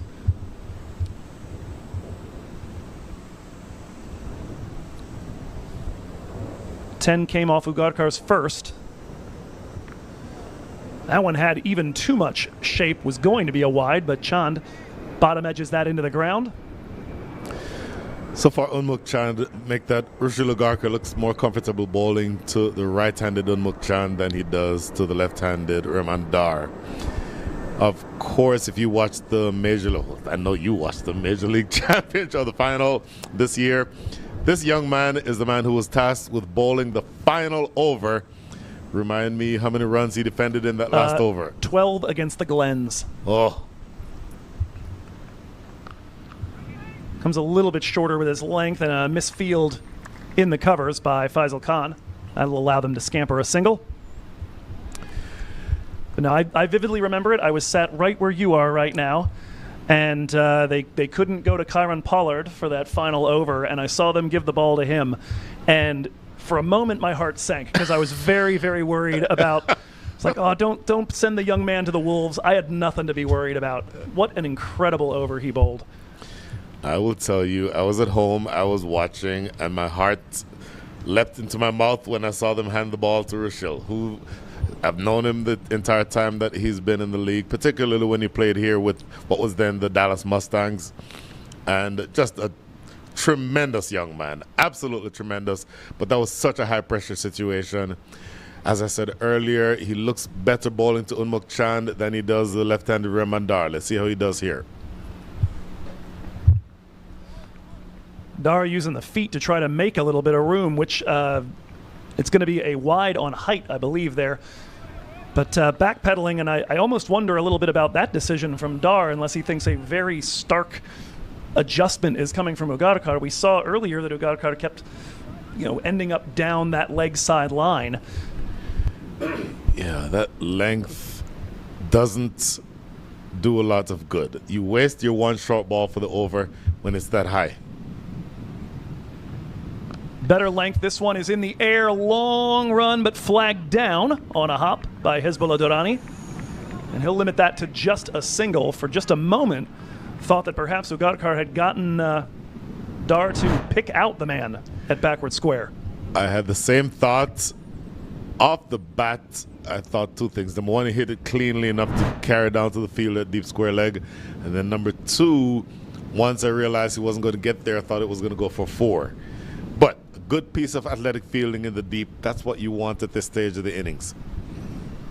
Early in the season, Durrani, a opening batter, lately a gun fielder. A wide delivery here from Ugarkar as he tries to keep it out of Chand's arc. Well, you're delivering a few extras here. With 2 balls remaining here in over number 4. Only 129 runs needed from 98 balls. So your required rate, 7.9. Scoring at the rate of 6.5, 10 wickets in hand. Again, straying down leg, this time to the right-hander, and it's just poked into the vacant mid-wicket area for a single.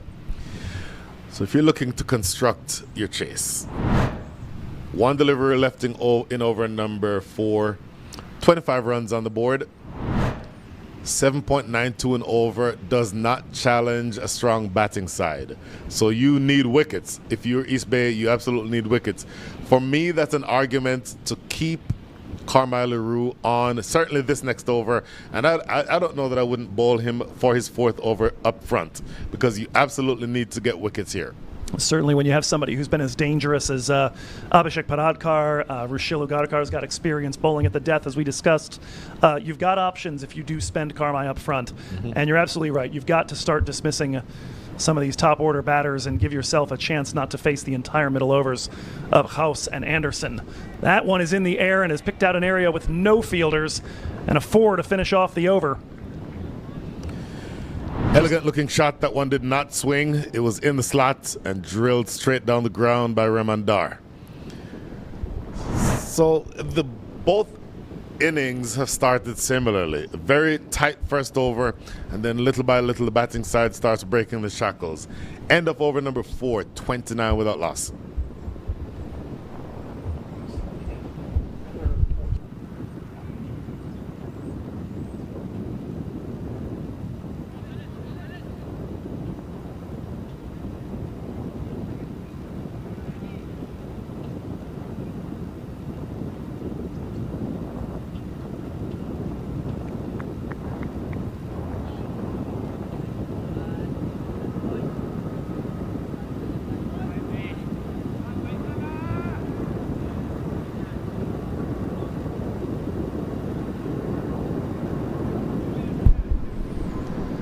Change of bowlers, first one of this run chase, and it'll be Faisal Khan Ahmadzai continuing with left arm pace, albeit no longer South African at left arm pace from the racecourse end. Chand on strike, offering at it, and he's got him. A celebration and into the attack, directly into the wickets.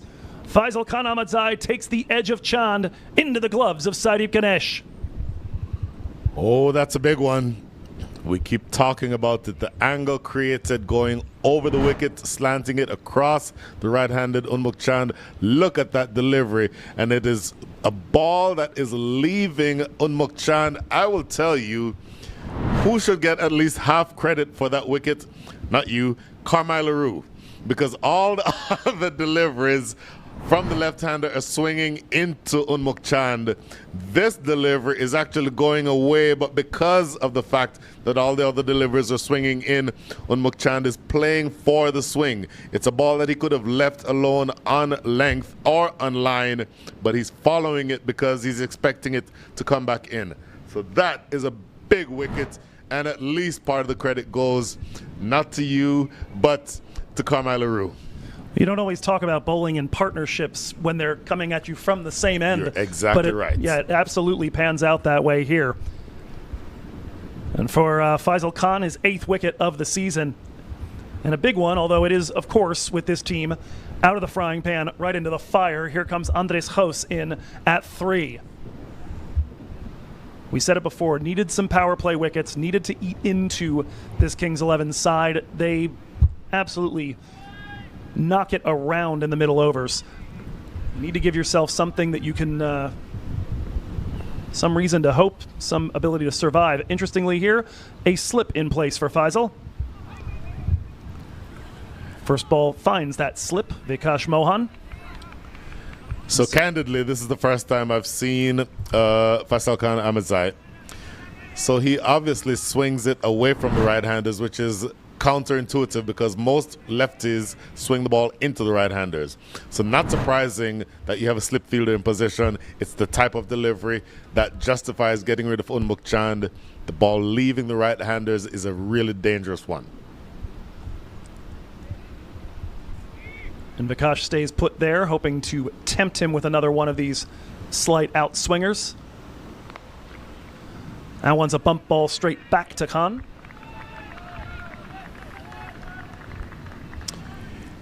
If you're Unmuk Chand, if you're Andres Jos, you bat excellently. 198 runs on the season.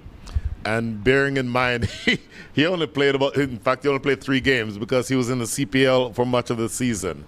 So almost 200 runs in 3 matches, average of 99, strike rate of 180. So that tells you the type of batter that he is. And you can make it up on the back end if you're Andres Jos. So there's no reason to try to attack this new bowler who's really bowling excellently. Yeah, and on the season, what little season he's had, that has kind of been the way for him. The strike rate early on in the 70s, 80s sort of range for those first 5 to 10 deliveries. Interestingly, the first balls of left arm pace he's seen so far this year. We'll see if he takes a liking to it as he nearly gets that one wide of the fielder. A nice diving play to keep it on the circle by Sujith Gowda. That will just be a single, and it'll muss up the potential developing wicket maiden, which I didn't talk about because every time I talk about anything, the exact opposite happens. A nice diving snag there with the outstretched hand. I think it's fair to say that you're dealing with fewer runs here than you would have wanted to, East Bay Blazers. But the way that you make up for that is fielding like this. Absolutely going all out in the field and just making sure that everything is full of commitment and getting your batters in or knowing them to sort of get yourself in the position to make sure everything is stopped. Give your body up. Do whatever you can to keep the ball in the infield. And certainly this match one that could very easily be pivotal right here from the get-go. That one's down the leg side, did not pick up any bat or pad, so it'll be a wide. It's a great take. Saideep Ganesh, very athletic behind the stumps. Once again, and I've said this to you earlier, sometime during the Reagan administration, I fancied myself as a left-arm fast bowler. I am absolutely enthralled by good left-arm fast bowling. It makes such a big difference, whether it be Carmine LaRue, whether it be Ahmedzai, whether it be or the fielder or the bowler this morning for the Kings 11 Dallas, Rishabh Shimpi. Tons of that skill on offer. Excellent over here, 2 wickets and make that 2 runs and a wicket. 31 for 1.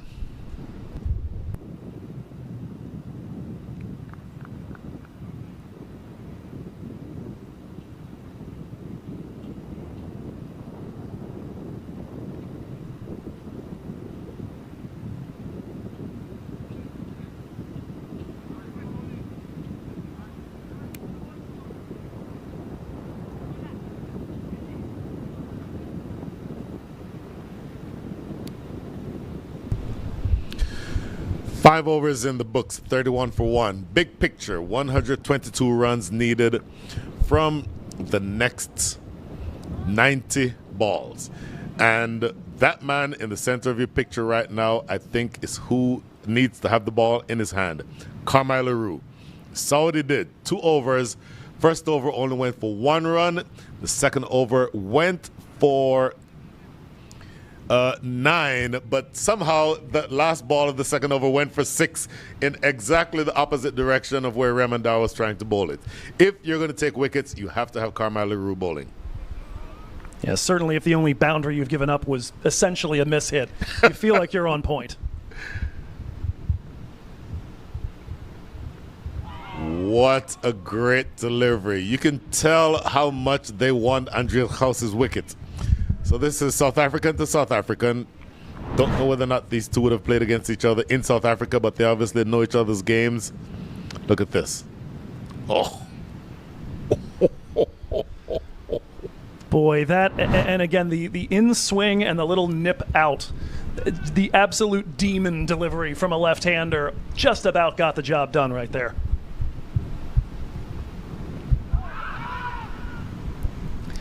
Little audacious appealing for leg before on that one. That was at least on a negative 4th stump line, I think, by the time it impacted the pads. But let's see this again.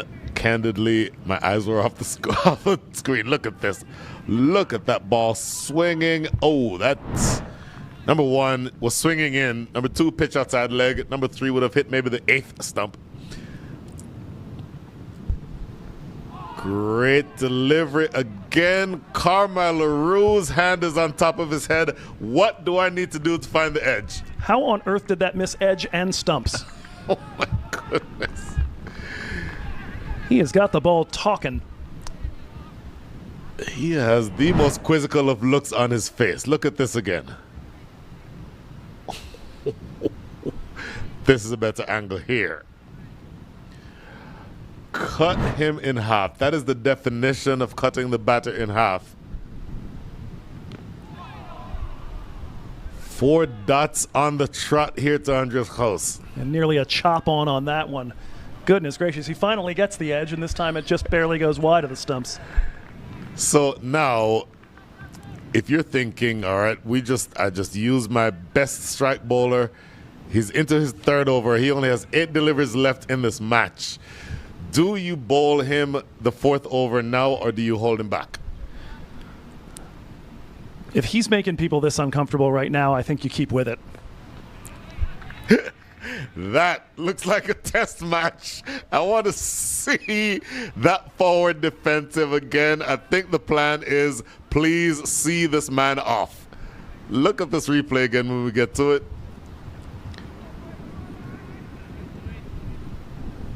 My goodness, the exaggerated forward defensive. Maybe we'll get to it at the end of the over. But that, to me, says Andreas Gauss, even though I only have 1 from 9, he is not going to dismiss me today.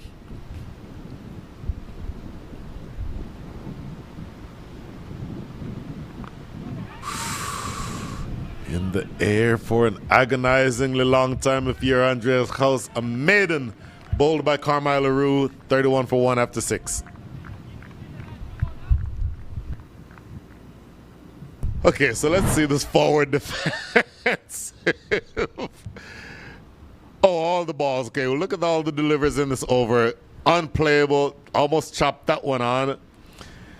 And it's at this point where I think he says, nope, you're not getting through this wall. All I need to do is just be here at the end of this over.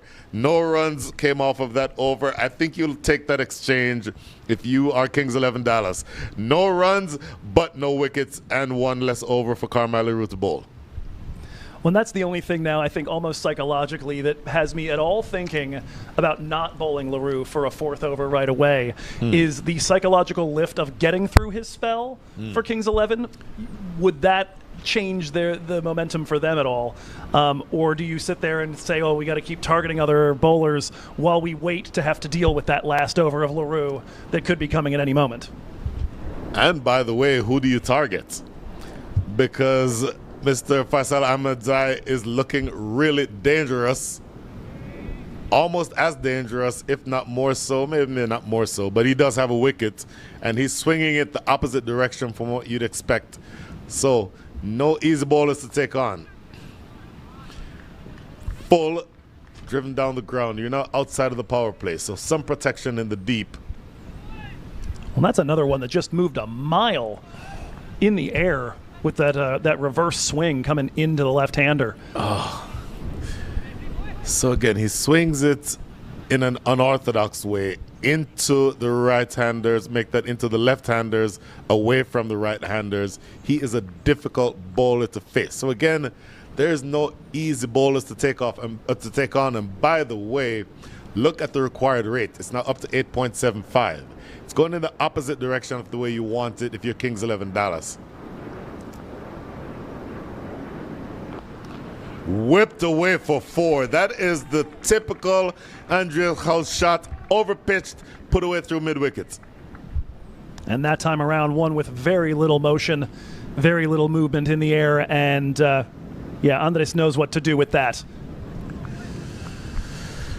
Boy, so yes, scoring has been difficult. Even with that shot, the scoring rate is only 5.68 and over, and you need 8.56. So you need to accelerate around 3 more runs and over than what you're scoring right now. But if Andreas House is there, then those numbers don't necessarily mean a whole lot. Oh, you cannot bowl that ball. If everything that you've gotten has been full and you're beating the batter, why would you try to bowl short to Andreas House? First 6 of the innings. Almost tries to dig this one in a little bit. The only question really is whether that's bad execution or a bad plan. But either way, dispatched. It was dispatched. Of all the batters in the Kings 11 Dallas side, Andreas House is the one who is least likely to be intimidated by short pitch bowling. In fact, he wants those. He puts them away for lunch. So for me, that is a better length to Andreas House. Gets it down the ground for a single anyway. But I'll tell you what, the refreshments that the players have on the field, Joe Hickey, are necessary. And I'll tell you that our own refreshments, the Gatorade that is handed out in these areas, are fantastic. Having said all of that, things have gotten a little bit less difficult now from this over. 12 already in the over. And even though Remandar not able to get anything of consistency yet, 23 from 20, at least half of those runs have been of the streaker variety. But you like where you are right now if you're the Kings 11 Dallas just from this over. Yeah, and it's very similar to what we saw happen with Sujith and Saideep early. Yes. Just a couple of loose balls, couple of big boundary shots, and just instantly the heart rate comes down a little bit.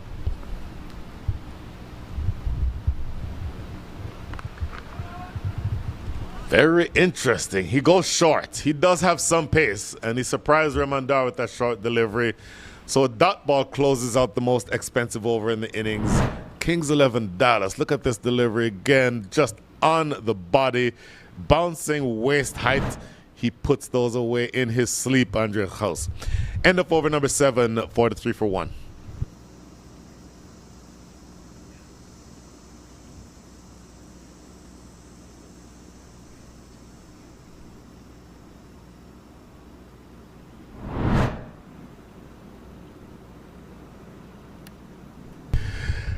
A few highlights. That one went for 6. I don't know whether or not that's a Christmas present for Remandar. That great delivery for me is indicative of the fact that this chase will not be easy for Kings 11. But Andreas House, the man, if he's still there, then all things are possible. So this young man who is on strike or who's taking the ball now, Joe Hickey, I'm really interested in your thoughts on him. I mean, Abhishek just very frequently your first change from one of the ends here in the middle overs. He has been dynamite right from the get-go, especially somebody who is a master at the death. Took 5 wickets in the span of 9 balls on opening day against San Diego, and that was basically the beginning of a campaign to lead minor league cricket in wickets taken, 22 of them and still counting. Well, that first delivery almost had Andreas House in trouble. Off the outside edge, didn't quite carry it to Carmine LaRue at short, kind of a wide short third, but that tells you the type of bowler that he is. coming into play with an economy just a little bit over 6s. It strikes once every 9.3 deliveries. House in backing. the air, did that carry? What a big wicket that one is. Andreas House holds out in the deep to deep cover. Second wicket is down, 43 for 2. And I'll be interested to see here if this is House trying to read something about the fielding setting or what, because he backs up a good 2 steps to give himself room and ends up toe-ending it as a result. Paradkar kept his line way out wide. You picked up on that, and I missed it live. He's backing away to the leg side, and I'm not sure that I don't just bat properly until over 15 if I need to. You're the best batter in the side. That's who I would say he is. Andreas House, for some reason, choosing to back away, exposing all the stumps, and you nailed it. That came off of the toe end of the bat, and that is the end of the day for Andreas House. We'll get a look here potentially. There were celebrations all over. No, we're just going to see the unhappy faces there, but Angelo Pereira streaking in with his hands on his head, just trying to, oh, that was a catch the ball. That's a heck of a celebration right there. I was trying to figure out, is that celebration? Is he frustrated or is he protecting himself? But no, he actually caught that after the toss. That's impressive. But yeah, very well aware of the size of that wicket. That is a big moment in this match here. Second one down, and it's the big fish. The big fish is right. Now, different situation here. Also left-handed, large fish. also a huge fish. Corey Anderson, captain, left-handed power hitter, joins Remandar at the crease. Off the mark immediately, Corey Anderson. Saw him get cleaned up first ball a couple of matches ago against X4 Giants that you mentioned. But you think, or you would think, that Corey Anderson speaks for himself in terms of his overall talent. Long-time cricketer for a while, held the record for the fastest 100 in ODI cricket, incidentally against the West Indies. Try not to forget about that. This season, 180 runs, high score of 101 though. So in the other 9 matches that he played, it didn't necessarily score very heavily. That's close. Umpire Owen Brown is giving it. Another wicket. Joe Hickey, the bowling of the East Bay Blazers, has them on top in this game. And right out of the gate, I figured these middle overs are going to be the big moment. What do the Blazers have in store, especially with spin not being likely to feature as heavily as it has normally? And what they have in store is Abhishek Paradkar, perhaps a little more LaRue later, and that one is absolutely plumb. That is hitting middle and leg halfway up. It can, as Jeffrey Dujan would say, a man fixing his pipes cannot be plumber than that. It is, I know it's a horrible joke, but I think it's very accurate in this case. No, I am an avowed lover of puns, and so that is right in my alley. Look at this again. Look where this ball, that angled. And in fact, he's touching his thigh, Remandar. I'm not sure exactly why. Can't exactly see. Okay, so he's trying to indicate that it's hitting him on the thigh pad. That replay tells you that it's not on the thigh pad.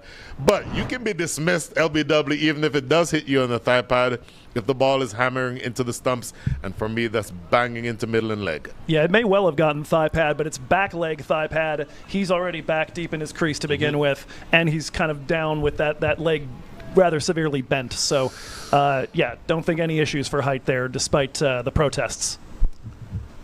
Oh my goodness, you have lost some huge wickets. Unmuk Chand, Corey Anderson, Andreas House. And it is now the right-hander, Obas Pinar, who has had to dig this team out of trouble once or twice already this year. Well, one thing, be careful. Corey's still out there. He got a single off the first ball. It was Remandar who went down. My apologies. Is that what I said? Huh. Okay. Well, the Red Bull that I'm having is not doing any good whatsoever.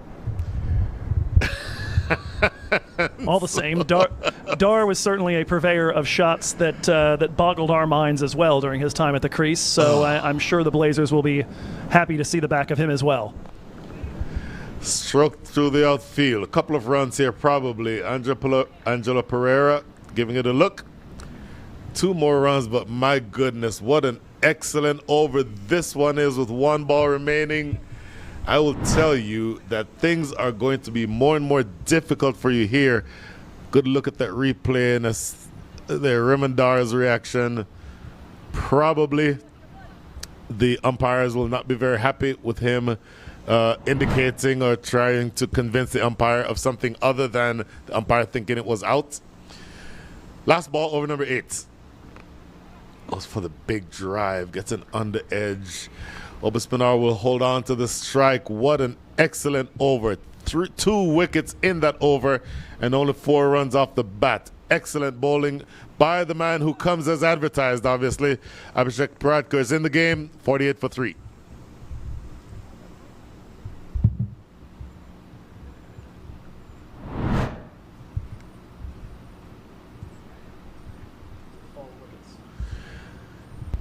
Look here at the fall of the wickets. First it was Chand nicking off on a ball that stayed straight. Then Andres Haus, a little bit over creative and picking up the toe end as he backed away to try to open up the offside. Ended up opening up a path straight back to the pavilion. A couple balls later, Remondar gone LBW, and that's where we stand now. Kings 11 Dallas going at a run a ball through 8 and 3 wickets down. Oh my goodness. So things get more and more difficult here. I will tell you that the Kings 11 Dallas are in trouble. It'll be Vikash Mohan they have to deal with here from the racecourse end, entering the attack, 7th in the league in economy and 8th in average. So you have a right-hander bowling, right-handed off spinner it looks like.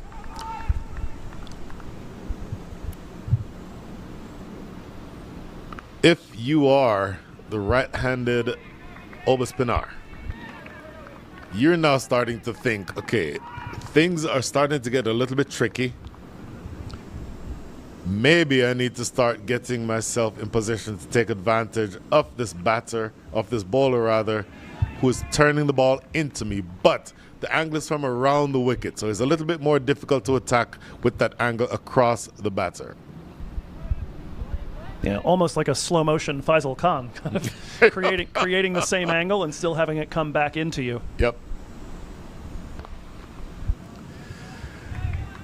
So I said a number of times already, Obespinar has pulled this team out of trouble a number of times this year. With that single, the required rate is now up to 9.18. You're scoring at the rate of 5.65, so you almost need to go at 3.5 and over more than what you're scoring now. And you're falling behind, especially since you've lost the 3 big wickets that you've already lost. Now, this pair together in Pearland, about 288 miles from here, a couple weekends ago, put together a gigantic partnership. Is the one that Corey Anderson scored his 100 in to drag his team out of trouble. So they need a similar partnership here, one feels, to be able to do something about winning this game. That brings up the 50, by the way. Well, and certainly the question with Corey Anderson this season has been, what do you bowl at him? Because he's hitting almost everything at 2 runs a ball or better.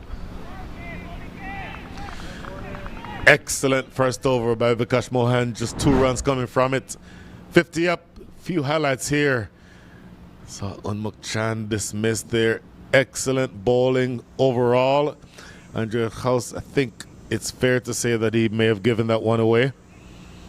And then this is a big one, trapping Remondar right in front. I don't think there's any doubt about that decision by umpire Owen Brown. So 3 big wickets with 50 runs on the board. Let's take a look at this again. Look at the leg before. Shout. Look where the ball is hitting. Right there. on that spot, even though it misses misses the batting pad, hits the thigh pad. For me, that is still a dismissal every day because of the fact that he's, number one, relatively low playing the shot, and as you mentioned, he's on the crease, so even if it's hitting you on the thigh pad, it's still LBW. No issue whatsoever with that decision. And Abhishek Paradkar in search of more as he stays on from the river end. Oh my goodness. Things have gotten real here for Dallas, who are fighting to remain in this game, you would think. And this team, Kings or the East Bay Blazers, are bowling excellently. They're being backed up in the field. Everything that they're doing is working right now. Yeah, nice quick work there in the circle from Vikash to keep that one in. Not a lot of protection out there. Could have easily been 2 runs. Now with these two at the crease, ordinarily this season left arm pace wouldn't be your choice, but key thing here is if you can bowl that very disciplined line and length. These guys get dotted up quite a bit against lefties. It's just that they usually find that pressure release. So somebody like a Paradkar or a LaRue continuing to bowl that disciplined line and getting nothing more than just the opening of the bat and a little push. You can keep that up for long enough. Maybe you get the rush of blood to the head. Maybe you get a reckless shot somewhere along the line. You nailed it, because with each dot ball, pressure is built.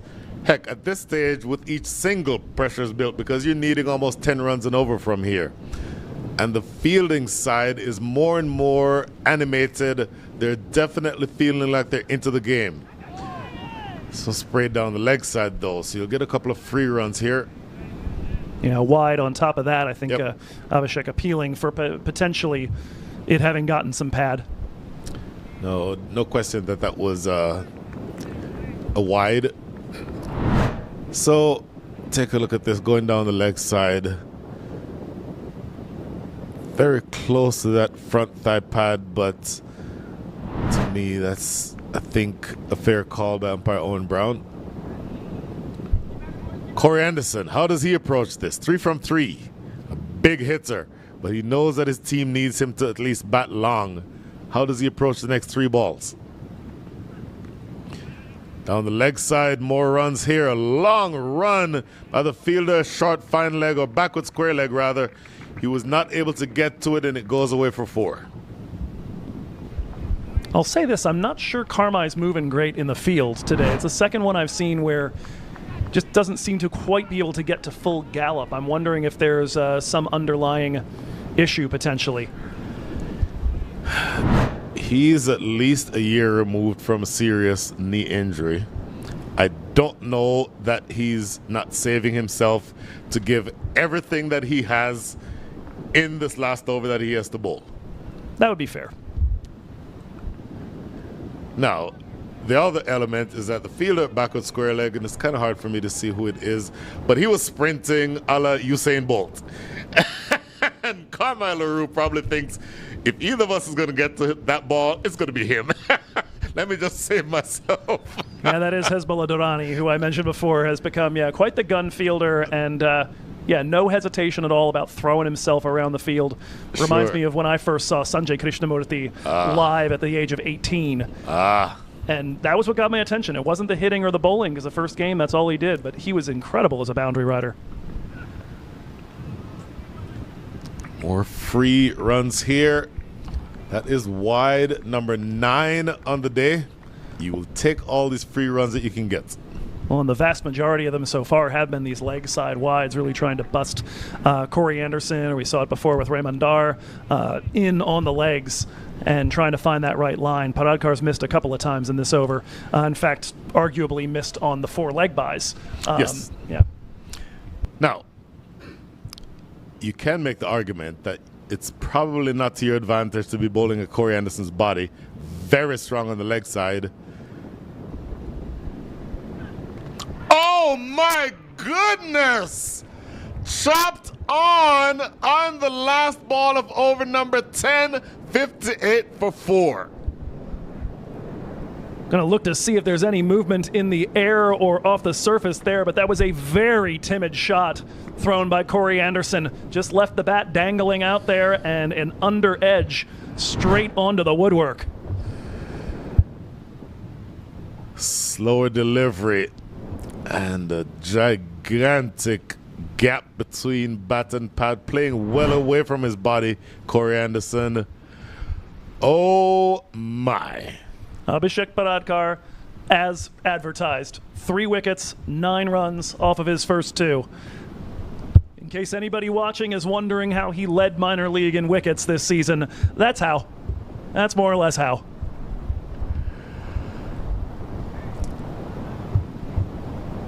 So the equation gets that much more difficult.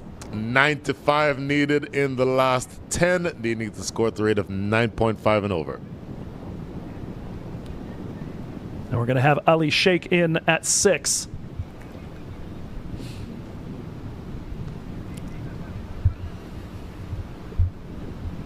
He'll be the man off strike, though, as we get started here in the second half of the run chase. Take one more look here at that wicket, and again, just not a confident shot thrown by Corey. And the celebration screaming in from the boundary. The captain, Vikash Mohan, stays on. His first delivery pushed towards long off. A single for Obus, and that'll bring Ali Sheikh on to face his first. No partnerships built of any reputes. Wicket number 1 fell at 29. Second wicket partnership was 14. Third wicket partnership was all of 1 run. And the fourth wicket partnership of 14. And I just saw Carmine LaRue warming up. There they bring Carmine LaRue back on now. Well, you look at what's left after Obus Pinar and Ali Sheikh, and you feel like if you can get one more of them in the shed, it's going to be really hard to accelerate. You're going to be in strike farming territory at that point, possibly in the 12th or 13th over. If I am Sanjay Krishnamurthy, he is bowling this next over. He being Carmine LaRue. You're exactly right. If you get through this partnership, essentially that's the beginning of the end. And for a death bowling unit like East Bay. Good work so far here. Mohan bowling tight. Keeping Ali Sheikh off balance. Seen him come forward, seen him scoot back. So far not able to quite find the length.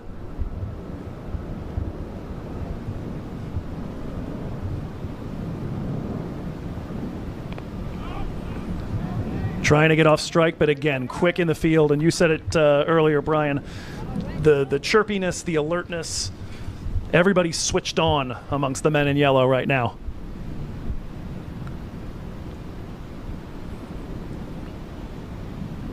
Trying to work that around the leg side, ends up being a leg side wide. Required rate above 10, 10.15. And another one rolled to the man inside the circle. 5 dots to Ali Sheikh. 2 runs off that over. I believe in baseball we call that a shutdown inning. You get the big wicket and then you just restrict the flow of any sort of accumulation. Kings 11 now with a accumulation rate of 5.45. They need almost twice that at this point to get home from here. 60 for 4.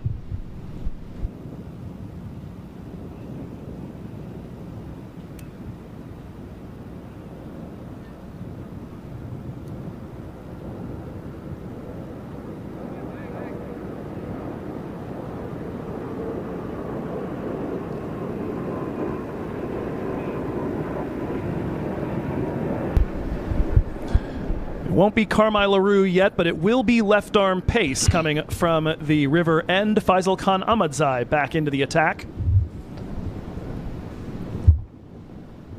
He was the man responsible for felling the first wicket as he got Unmukt Chand to nip off. That one briefly in the air, and Vikash Mohan doing cartwheels, trying to keep it on the infield, but it will find the gap in the deep and go for a much, much needed 4. Welcome runs. I cannot believe that you're into over number 12 before you've struck the 6th boundary here for Kings 11 Dallas. And you see that one, just Obaspinar extending the arms, his very long arms. He's a very tall man. And he extends the arms and crashes this one wide of extra cover for 4. Well, and that breaks a string of 27 consecutive deliveries without a boundary, save for the 4 leg buys. Looking for more. This time it's straight at the fielder in the deep. Up with it, Anji Pereira. Obaspinar is going to have to feature quite large if Kings 11 are going to get over the line here. Now, in a match that Kings 11 Dallas lost here at this game against, I believe it was the X4 Giants, Ali Sheikh scored 67 from 24 balls, 5 4s and 5 6s. So he's right now playing within himself. He may well be the sort of wild card in this chase. Very much playing within himself here. He's naturally very aggressive. He does have that extra gear that he can crank up.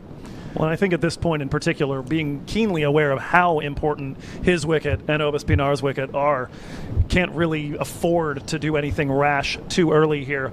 Trying to find that balance between not letting the run rate required get away from you and also making sure you get well settled before you start taking anything resembling a risk.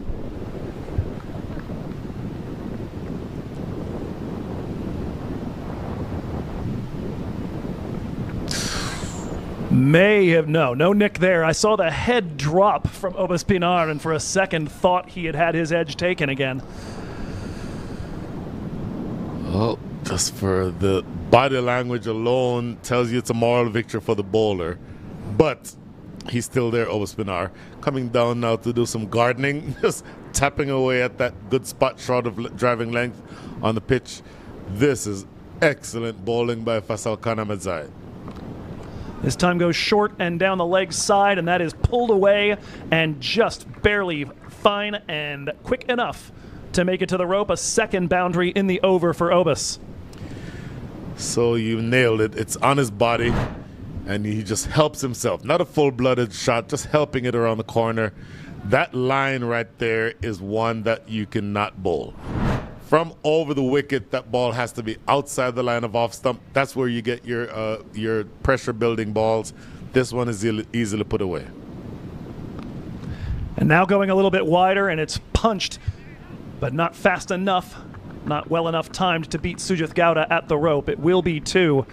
We've seen Ahmedzai, when he varies his length, he absolutely has gotten some joy in terms of getting batters on their back foot, giving them something in the way of a headache. When he's varied his line, it's often been a little bit too much each time around. Not a subtle enough variation to create problems, but instead straying down leg and then giving up that width there.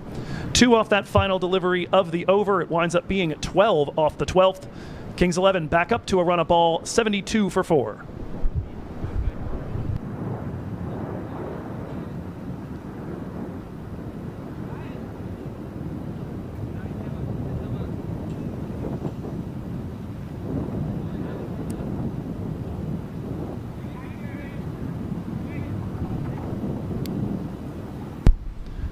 New bowler from the racecourse end, it's Anji Pereira. His first delivery is ladled up in the air for a moment, but nobody in the circle at backward square.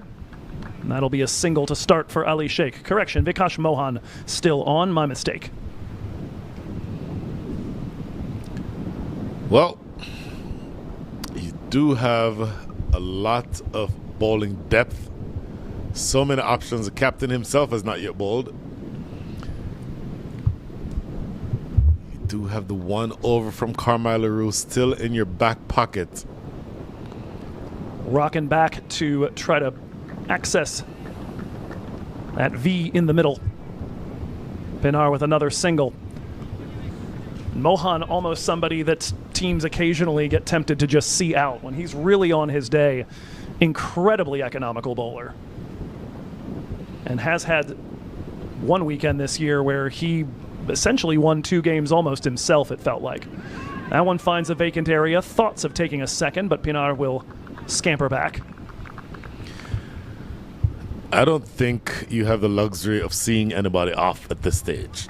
78 runs needed, so you've not yet gotten to the halfway stage in terms of the runs required. You're well past the halfway stage in terms of balls remaining. Only 45 balls remaining. You need 7 to 8 runs. So needing to score at the rate of 10.4 and over, it is going to be difficult from here.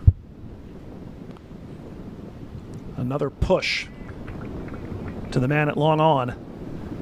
Dallas being forced to deal in singles. Vikash had a weekend against the LA Lashings and Silicon Valley Strikers where he took 1 for 14, then 2 for 6, then 3 for 8. And those last 2 spells were 3 and 4 over spells, so he was going at an economy of 2 in those games. Earned himself Bowler of the Week honors here in the West from the MILC live show. He's not bowling quite to that economy right now, but just 8 off his first 17. This the last ball of his 3rd over of work, and it will be another single. So not going at 2s, but he's going at 3s. Kings 11, 77 for 4, that required run rate nearing 11s.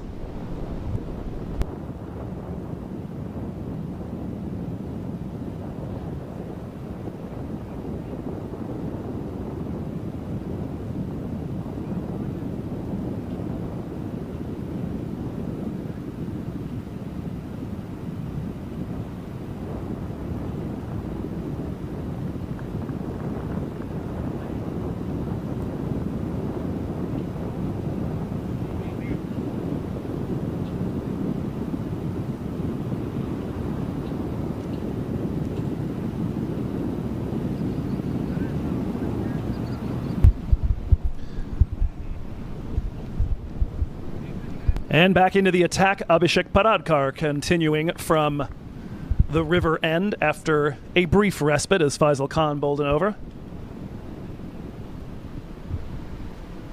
But Paradkar has been rampant right from the word go. He'll face off with Ali Sheikh to start, left on left.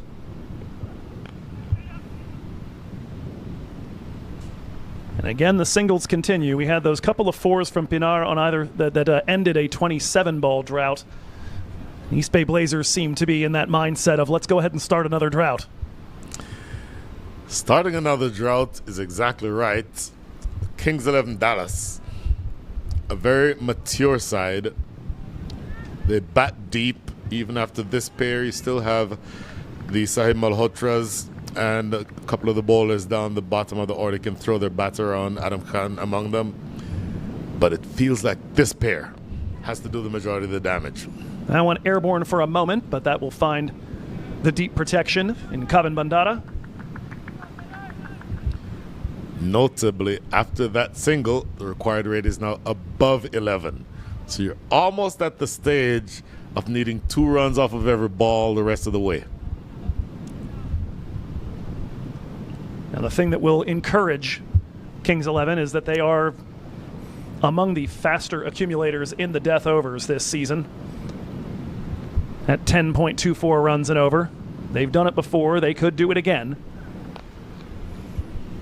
Little bit of swing in the air, but another single.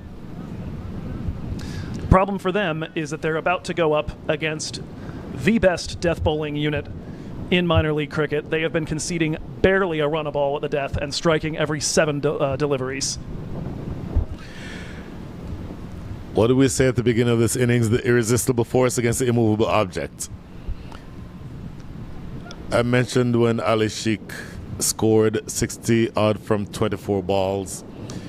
Most of those runs were scored in the last 4 overs of that match.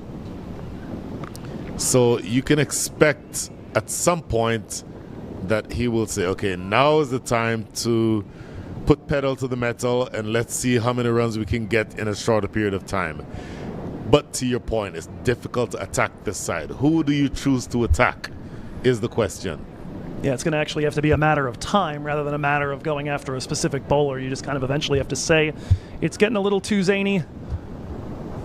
We need to take a shot.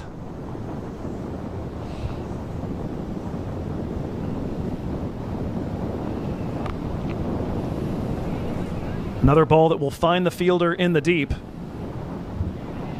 And that chunk of the game where singles just cause that net run rate run rate required rather to just start ballooning out of control. I'll have to check with my sources, but I'm pretty much sure that that's the first time the word zany has been used in a cricket match. I'm surprised you didn't break it out at some point in that super over game with Dallas Exploria Giants. I used every other word there, so I'm sure I did. That one up in on the body and rising. Looks like they will have a chance to take two, taking on the fielder at mid-wicket. It was Hezbollah Dorani with the throw that does not find the timber. Tell you what, looking at that replay, if that is a direct hit, I think that is the end of Ali Sheikh. Look at this. Definitely a tough job just getting bat on that.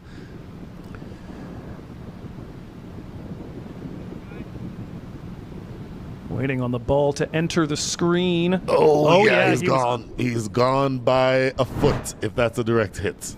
Absolutely sure. Looked a lot like a direct hit I saw last year from Suleiman Adabzai. Almost that same spot to dismiss Shiva Mishra. And could have been equally match turning there. That brings an end to the 14th over at 83 for 4. Vikash Mohan is going to stay on and bowl his final over of his spell at the racecourse end. Just 9 off it so far. He has been responsible for applying the clamps. Abhishek Paradkar, by and large, the one who has been lopping off heads. This one run backwards of square for a single. If you're thinking ahead, this is over 15, so 5 left after this over. Carmel Leroux has 1, Rushil Ugarkar has 2, Faisal Khan Ahmedzai has 1, Abhishek Paradkar has 1. Those are your 5. Who are you going to take on to score 12 runs and over?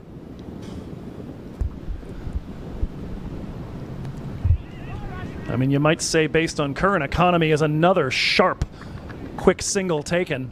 A throw from the man at fine leg. On the basis of economy right now, you're probably looking at Ugarkar or Ahmedzai because Paradkar has been unhittable and has been striking with regularity, and Carmel Leroux would be sitting on 4 runs off of his 3 overs, if not for that insane Raymondar 6. Yep.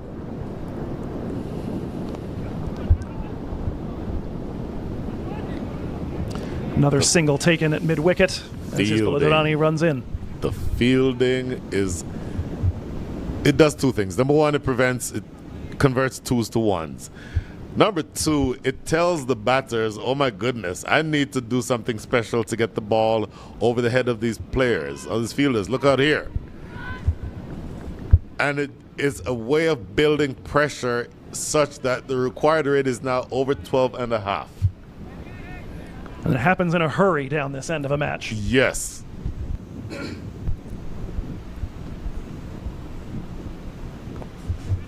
Backing up to the offie is Ali Sheikh. And certainly this stage of the innings, having seen the likes of Corey Anderson and Ali Sheikh out there, once you've got the lefty at one end, you really, it's off spinner's delight at that point, and Vikash has been taking full advantage of that. Last ball of his spell coming up. And it'll be a barely over a half run per ball spell, 13 off of his 4. Didn't strike for a wicket, didn't have to. He creates the pressure, Paradkar benefits, and East Bay have pushed that required run rate up to 13s with 5 overs left here, 87 for 4.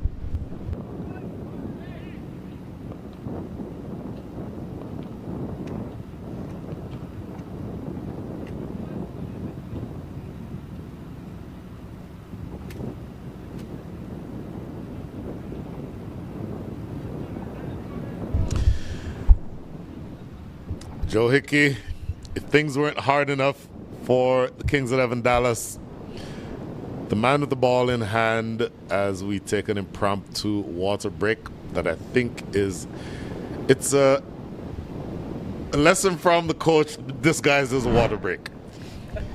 But look at this.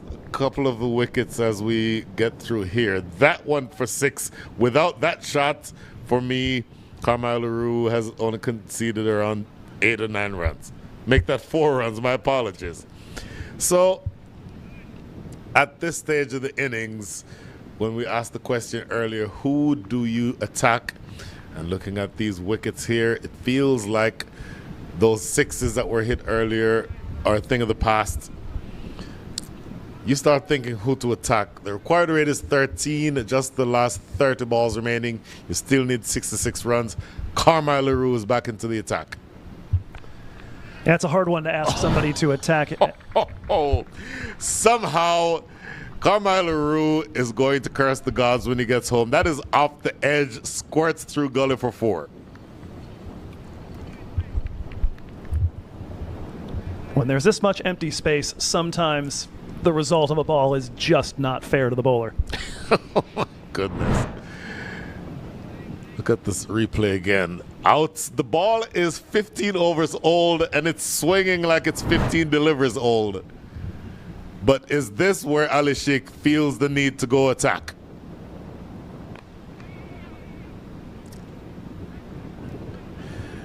I don't know. Joe, tell me what you think. It feels like earlier I said that they're very patient side, a very methodical side. It feels like there's not enough of a sense of urgency in over number 16, last 28 balls remaining. Yeah, unless the thought is let's just get through LaRue's over and try to survive with the 2 of us out here and then take our chances against Ugarkar and Faisal Khan. But you just don't have enough time really to do that.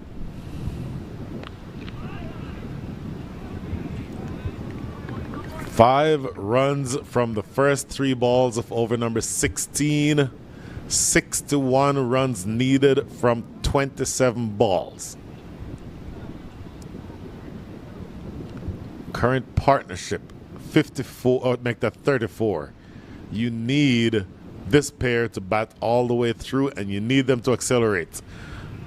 Hammered into the deep, but Angelo Pereira has done good work in that area all day. Singles will not do it at this stage, Joe. No, you got to see that big swing here. In the case of Ali Sheikh, maybe hoping that edges will carry the way that earlier one did. Need some full-blooded strokes at this point. It's all been a little cautious. Well, that's what he needed to look for. It goes into the deep. Just 1 run. No, they come back for the second. You like the urgency. That feels more like they're trying to find a sense of urgency.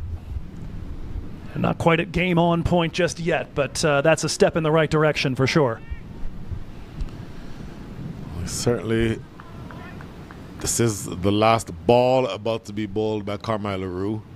So the last ball of his spell, I've never seen a better spell go wicketless. They may look for 2 here, up to Obaspinar, and he says no. So it will be Ali Sheikh who will keep strike. Productive last over.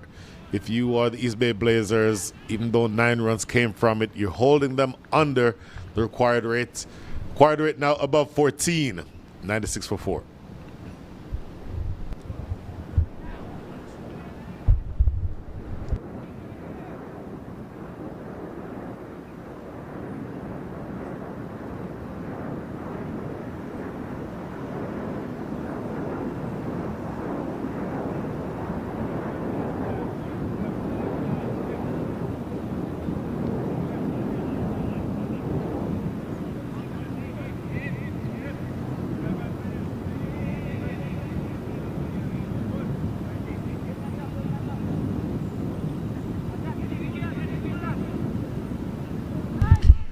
Rashil Ugarkar versus Ali Sheikh.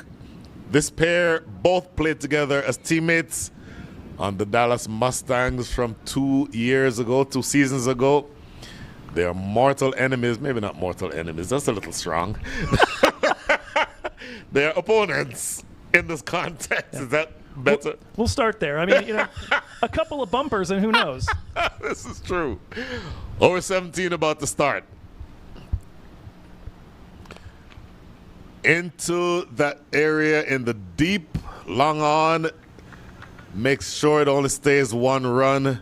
Another 56 runs needed in 23 balls. Joe Hickey. It is looking pretty bleak right now for Kings 11. It's going to have to be pretty much right now. And as we said, Ugarkar has been the most expensive of the East Bay bowlers, but he is also one of the coolest customers in the league, maybe in the country, when it comes to bowling here at the death of a match that matters. And we'll go ahead and throw the qualifier in at Grand Prairie Stadium. Yep.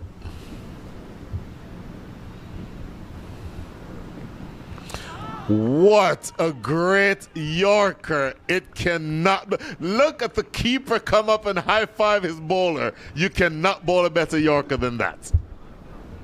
Execution perfection on that one from Rushil.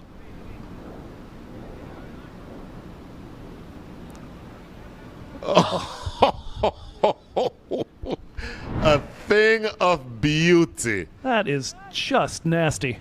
You cannot, ladies and gentlemen, bowl a better Yorker than that. I think you're finally done with Carmine LaRue, and then Rushil comes out and does that to you. Now that is the opposite of the previous delivery.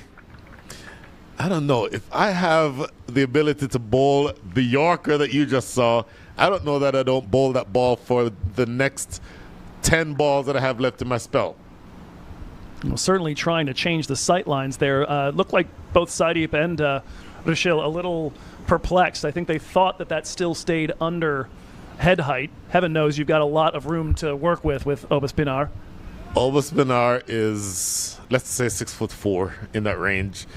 That ball to me is 7 feet in the air. So I think it's a fair call. Is it in the gap? It is not in the gap. So they'll get one, and doing it in ones. We've been saying it all day. Fielding from the East Bay Blazers. Sujith Gowda, quick as a cat over to close that gap off and make sure that it just stays with the single. This is just a clinical performance by the East Bay Blazers. They do not in any way seem to be threatened. All of the fielders are on point. The bowlers are all, even though, as you mentioned, Rushil Ugarkar was expensive in his first spell, he's bowled 3 brilliant deliveries, 4 if you count the wide, but 3 brilliant deliveries so far in this over, just 2 runs off the bat. Down the ground, how big a hit is this? Not big enough, not nearly big enough. Wicket number 5, that is the end of Ali Sheikh. Looked a little bit toe-ended. Just too much in the way of height, not enough in the way of distance. Not an easy catch. Never got the chance to get his feet set under him, did the fielder at long off, but reaching for that one, no footwork. And yeah, a nice take at the end of the day there, and it's Anji Pereira again squeezing one of these. That's his second catch today. He was the one picked out by Andres Jos on that earlier Paradkar wicket. But just shy of the 100, wicket number 5. Down here for Kings 11. So earlier we were musing aloud about the urgency. Did this pair wait too long to start hitting out? I don't think you can conclude anything else. Certainly there were bowlers that you might be tempted to try to see out in the way of Akash Mohan or Carmine LaRue along the way, but the press needed to happen earlier. Once it started to get up to 13, 14 runs and over against this attack, it was just asking too much. So the new batter appears to be Sahib Malhotra. Sahib Malhotra at this point wishes to channel his brother Jaskaran. Interestingly, I'm sorry, I was distracted by the replay there. The body language from Obaspinar as Ali Sheikh lifted that ball had the look of, what are you doing? I'll tell you what, first ball is going to go for 4. Looks for the Yorker, wanted the glory ball, but gets it too straight. Glance past fine leg for 4. We'll to what you were saying earlier, I did not realize Sahib and Jaskaran were related. Yeah, I suppose they're that's, brothers. I suppose that scans. Well, first of all, they look exactly alike. Sahib a little taller, a little rangier. But the reason I said to imitate his younger brother is because he's one of a handful of batters to hit 6 sixes in an over in an international cricket match. It was Papua New Guinea, if I recall correctly, right? I believe that's exactly right. September 21, somewhere around there. Whenever it was, and by the way, that's a wide. I missed that live. I thought that was off the. No, I don't think that was a wide. I think that was just a gesture of exhortation from Okay. the umpire behind the stumps. My apologies. So, Got me too for a second. yeah. Okay, so that is a single. All kinds of trouble here for the Kings 11 Dallas. East Bay Blazers have this game by the scruff of the neck. 104 for 5.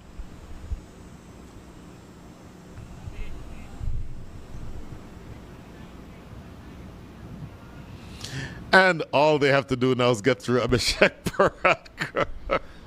Like I said in the open, they just keep coming.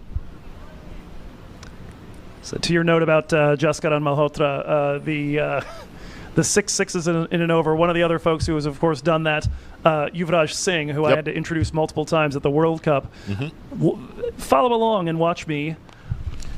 Down the ground, how straight is this? Not straight enough if you are a member of the Kings 11 Dallas. You were saying? I was saying, follow along in today's evening game and watch me try desperately to avoid accidentally calling Yuvraj Samra that.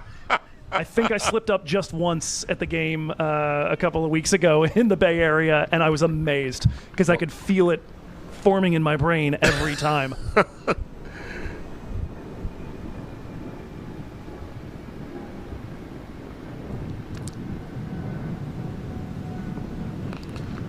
It's a great delivery. Boy, you cannot elevate these deliveries. You cannot get underneath Abhishek Parakar.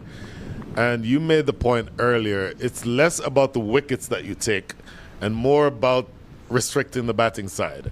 And this is such a good bowling unit that even if they're not taking wickets, 5 wickets down and there are 5 big wickets, but it's less about the wickets that have been taken and more about the fact that you only have 9 fours and 2 sixes, one of which was absolutely accidental.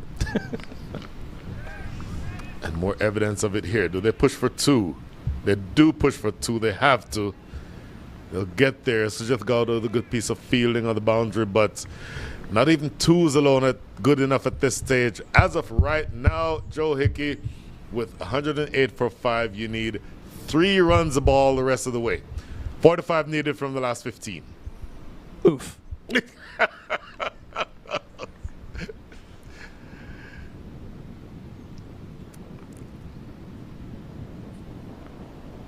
Main drama now is whether Parakar is going to pick up another wicket or 2.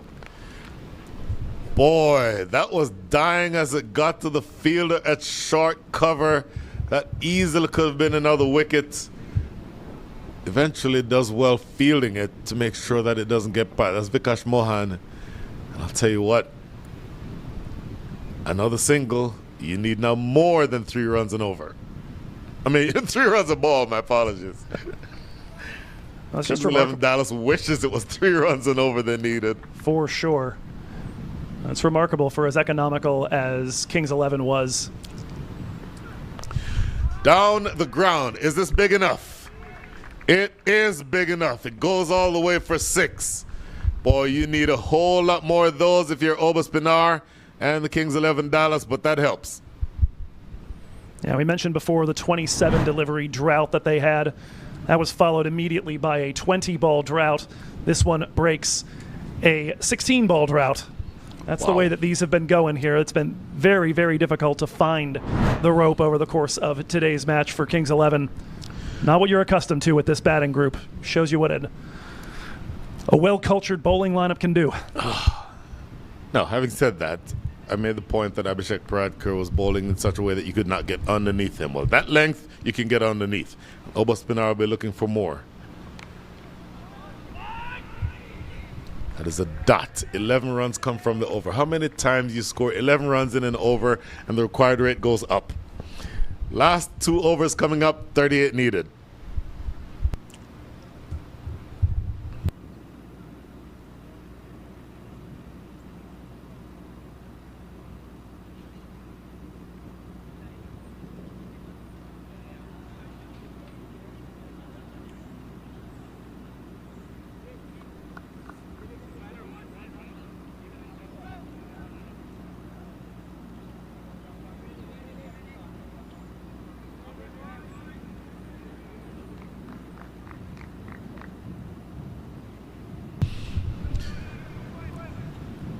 Simple equation, Joe Hickey. 12 balls, 38 runs. You and I can go out there and do that in our sleep, right? Down the ground, that is a gigantic strike. On the roof of the clubhouse. I'll tell you what, all is not yet lost. I was going to say, just do a Malhotra, Jaskaran type, and you're going to be set just fine. Wow. Pull yourself to within 2 runs with an over to go if you pull that off. I'll tell you what, that delivery, go back in your mind to the Yorker from 2 overs ago. If I'm Rashid Lagarkar, that's the ball I bowl, or at least try to bowl the rest of the way.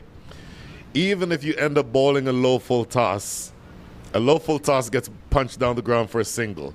A ball that is in the slot like that one was gets hit to Arlington, which is about, 10 miles or so from here. Yeah, I watched the fielder at long on thinking about trying to play the carom off the building over there when it came pinging off, and of course wound up on the roof. That was absolutely hammered. New ball in play. Do they look for 2 here? They do not. I'll tell you what, this game, is there another twist? Can you make an argument for there to be another twist in this game? I mean, crazy stuff has happened at this ground the last couple of weekends, so... You're preaching to the choir. Not ruling anything out. Oh. So Obaspinar, 31 from 29. Over extra cover. In fact, it will not go over extra cover. Oh, he's put down. That, to me, is a simple catch. Look at the reaction from Obaspinar. He knows that he got a life. He's irritated he did not do more with that. I look forward to seeing here on the replay if he ever quite gets his head around into proper position to follow that one into his hands. Certainly looked very gettable. It almost seemed like it was very casual. That one was not adjudged as a wide, so success from that standpoint. It's a dot ball. Certainly adjudged as a short ball for the over, so you can't bowl any more of those. But how precious is the dot ball at this stage of the innings? Well, it's just about pushed the rate up to being, you basically need a 4 off every ball at this point.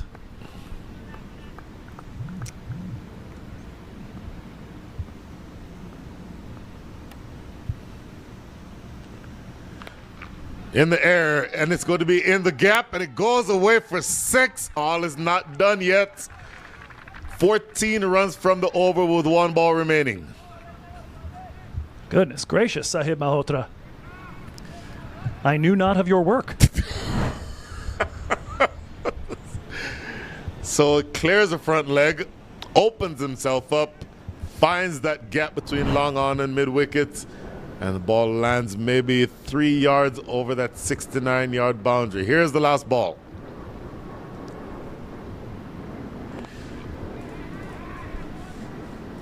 He will keep the strike. 15 runs come from the penultimate over of the innings.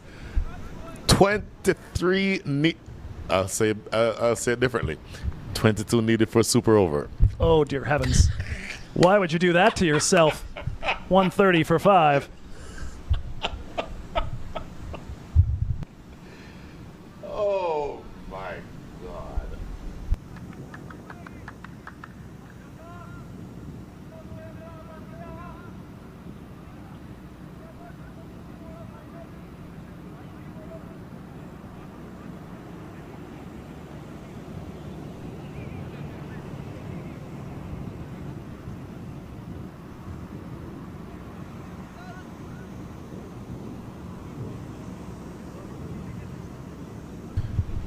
Well, Joe Hickey, you and I could, instead of being in the commentary booth, be the captain on the field, because we've scripted these last 5 overs perfectly well. Faisal Khan Ahmadzai is your bowler. You saw him bowl earlier. Brilliant bowler. Took the first wicket of Unmuk Chand. First ball he bowled, in fact. The first delivery he bowled. You're exactly right. So 3 overs, 1 for 26. All he needs to do is keep this batting pair of Saeed Malhotra and Obaspinar inside or underneath 22 runs.